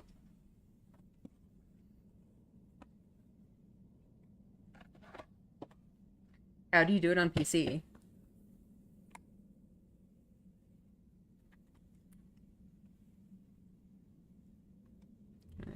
Okay, here we go. So I can take them out like this.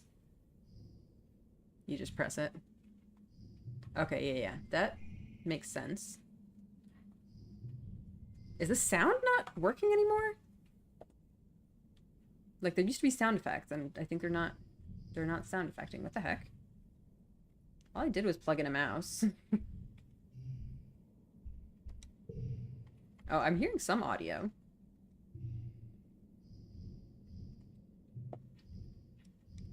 Okay, let's see. So we want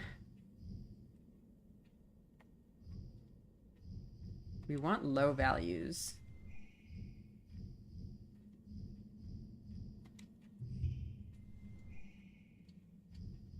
I don't know. No, that's not going to be good enough.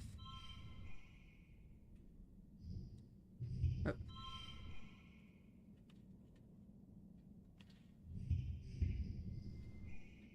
Oh, we can just put cards not adjacent to each other.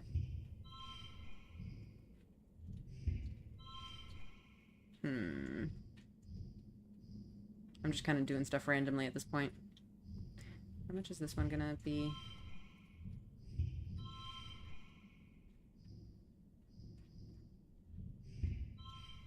Okay, I guess that works.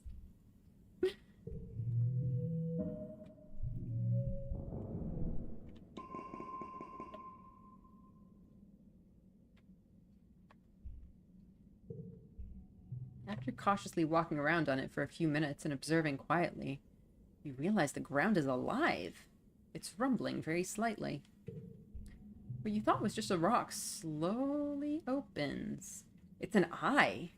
It stares at you dreamily, and you stare back, fascinated. This must be a very ancient creature. It's so vast, it's completely merged into the surroundings. There are even trees growing out of it. Oops. A little animal, like a moth with huge webbed feet, lands between you and the massive eye and starts preening. The eye dilates to focus on the moth, and it slowly closes again in what you think might be contentment. After a minute, you feel a faint rumble under your feet. Regular breathing, in and out. Snoring. You creep off the creature, careful not to wake it again. Planet is bleeding. Yeah, maybe. The cool creature. Alright, now we're too tired to continue.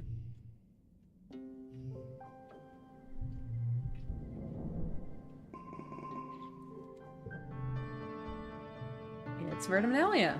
Time for speeches, games, and feasting. You stare hungrily at the feast table. Sure, it's mostly soy rations, but it's still more food than usually see at all at one time. This year, though, there's something new. Great big tureens of glowing beans. Weird. You try to sneak some food before the speeches start, but Chief Engineer Instance catches you and smacks your hand away. Your mom gets really mad at her, and it causes a huge yelling match.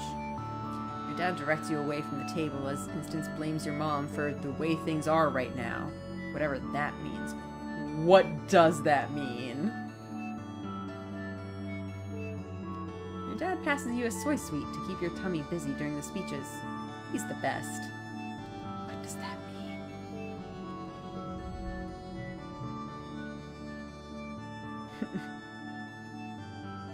Governor Udicott takes the stage and manages to calm everyone down. Welcome, everyone, to our 4th Vertiminalia celebration, she says, speaking through a maxiphoner. Her voice has been getting weaker lately, and can't reach across the square the way it used to. I'm proud, as always, to stand before you as our governor, and to celebrate another year of peace and prosperity on this beautiful planet. Udicott steps aside, wobbling a little as she walks, leaving Seek to complete the annual formalities. Your mom steps forward. This year's feast includes a new glow-in-the-dark food. Pixie beans are our first domesticated autumnal crop. The crowd applauds, and your mom raises her hands. Credit goes to Geranium. He insisted we dedicate a third of our fields to them. So you'll also have him to thank for the light show in your toilets tonight. A smattering of laughter ripples through the crowd. Your dad chuckles nervously. Your mom's smile fades. As you know, we lost our hydroponics and microbial soil during the wormhole accident, she says. These pixie beans will make up for the losses we faced with our earth crops. So that was the accident that happened at the very start.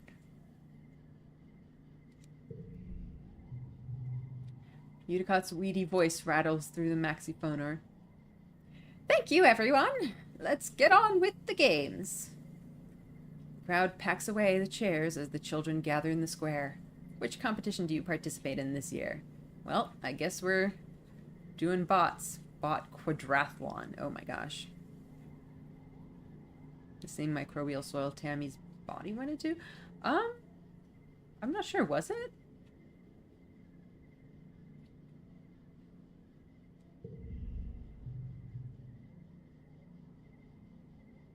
Do we need to bring back conspiracy to get usable soil to the theory board? I sure hope not. Com directs your attention to this year's edition. A cloth-covered mountain as tall as 4 adults, studded with mysterious protrusions. He pulls it back to reveal the Tower of Terror, he announces with a flourish. Test your courage with 3 stories of ladder climbs, followed by a death-defying leap of faith onto the poofshroom mats. During the funeral, Solana said that Tammy's recycled ashes were going to go into their small stock of microbial soil. I did not remember saying that specifically. Well, it seems that at least a little bit survived. Oh boy. I think you brought up the possibility that a murder happened for the sake of the soil. I did bring that up. I was very much hoping to be wrong on that. It was just kind of a dark thought that entered my mind.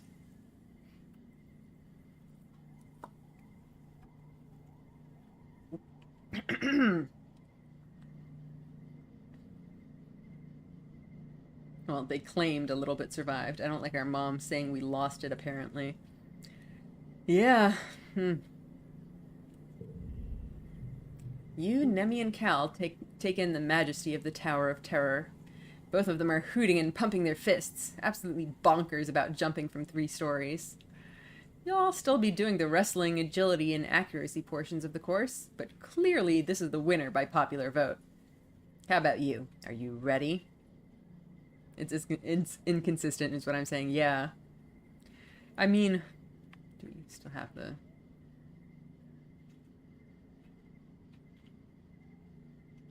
Yeah, I don't know. Lost could mean that we just, like, lost almost all of it, but we managed to save a little bit, but I do agree that it's a little bit weird. There is a little bit of an inconsistency.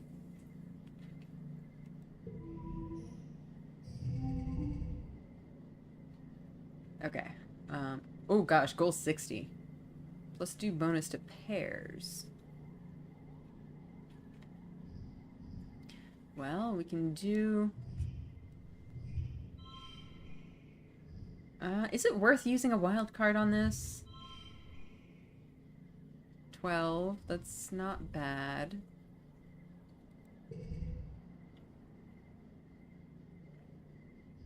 I think we can just...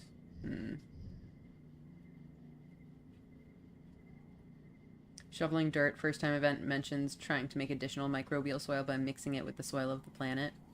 Yeah, I think we're trying to, like, build our stores back up.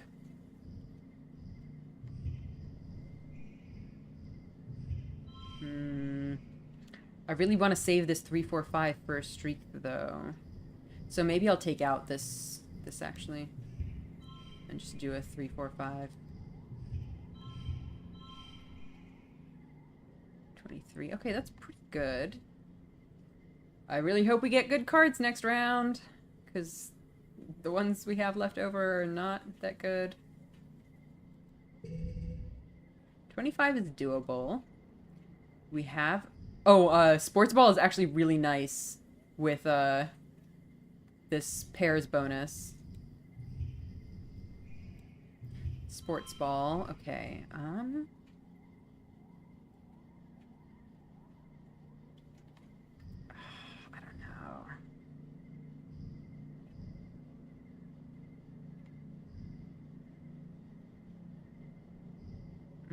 If we do...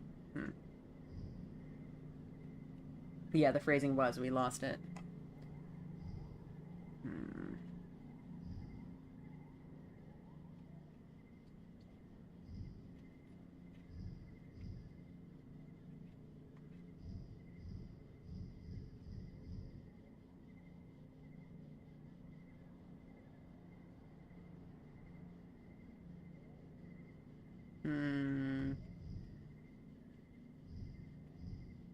I mean, we could try something like that, and then... Oh, well, we got the goal. I think we're good enough.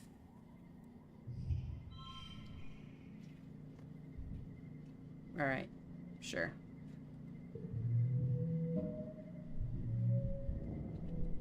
You blow through the obstacle course, the basket shooting, and the bot wrestling with ease, and you arrive at the base of the Tower of Terror with a determined gleam in your eye.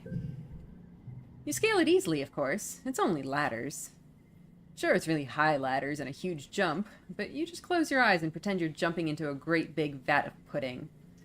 Com awards you first place in the quadrathlon. Congratulations! Finally, it's time for the feast. The pixie beans are a hit. Your parents keep touting their many benefits.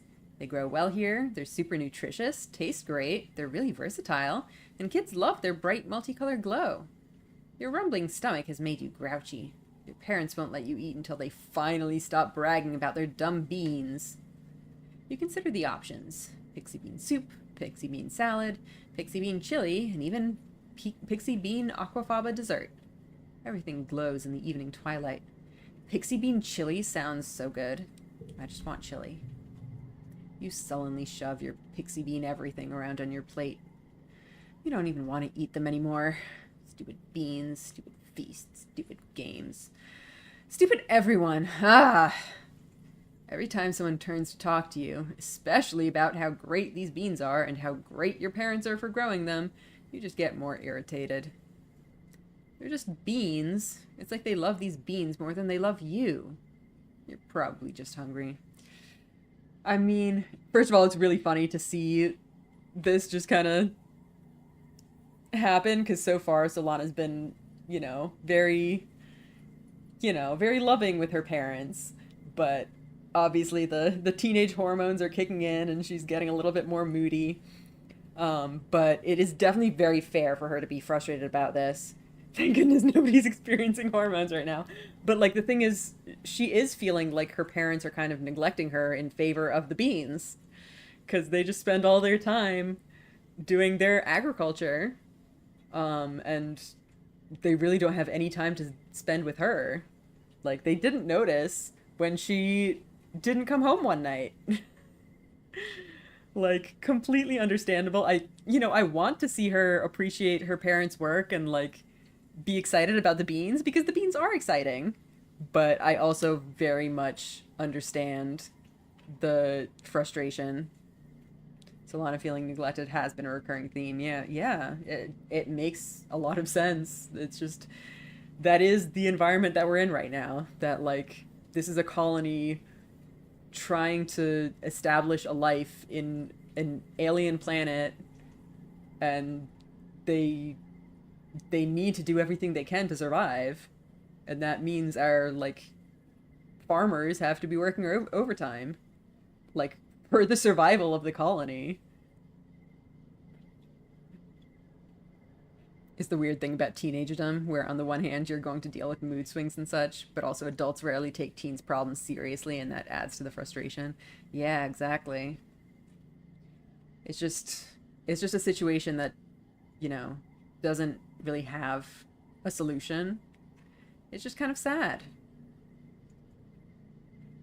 I think if I say screw these stupid beans, I'm gonna get rebellion points. But also, teens gotta eat hunger. It's true. Eat your beans. You want to rebel against these stupid beans, but the truth is, you're too hungry to resist. You count backwards from 10 to calm yourself down so you don't blow up at your mom. Why is she smiling all the time? Ugh. You settle on glowering at her over your plate of glowing beans. She notices, but just purses her lips and turns away from you to talk to someone else. Rude. You shovel food into your mouth, trying not to look like you're enjoying it. Okay, it is as delicious as everyone said. And you start to feel more human the more you eat. Right. Yeah, food. Food is great. +2 to guards with gems. Oh gosh. Oh, that's so good. You do feel better after you eat something. Everyone's in high spirits after dinner, breaking off into little groups to talk or make music together as the sky darkens for the shortest night of the year. You feel your mood improve by the minute as your friends pull you into a fun, rhythmic clapping game. As your irritation fades, you wonder if this is what congruence meant when she warned that your hormones would make you feel out of control sometimes. When you go back to your quarters to get ready for bed, your dad gives you a big hug. It's exactly what you needed. Alright.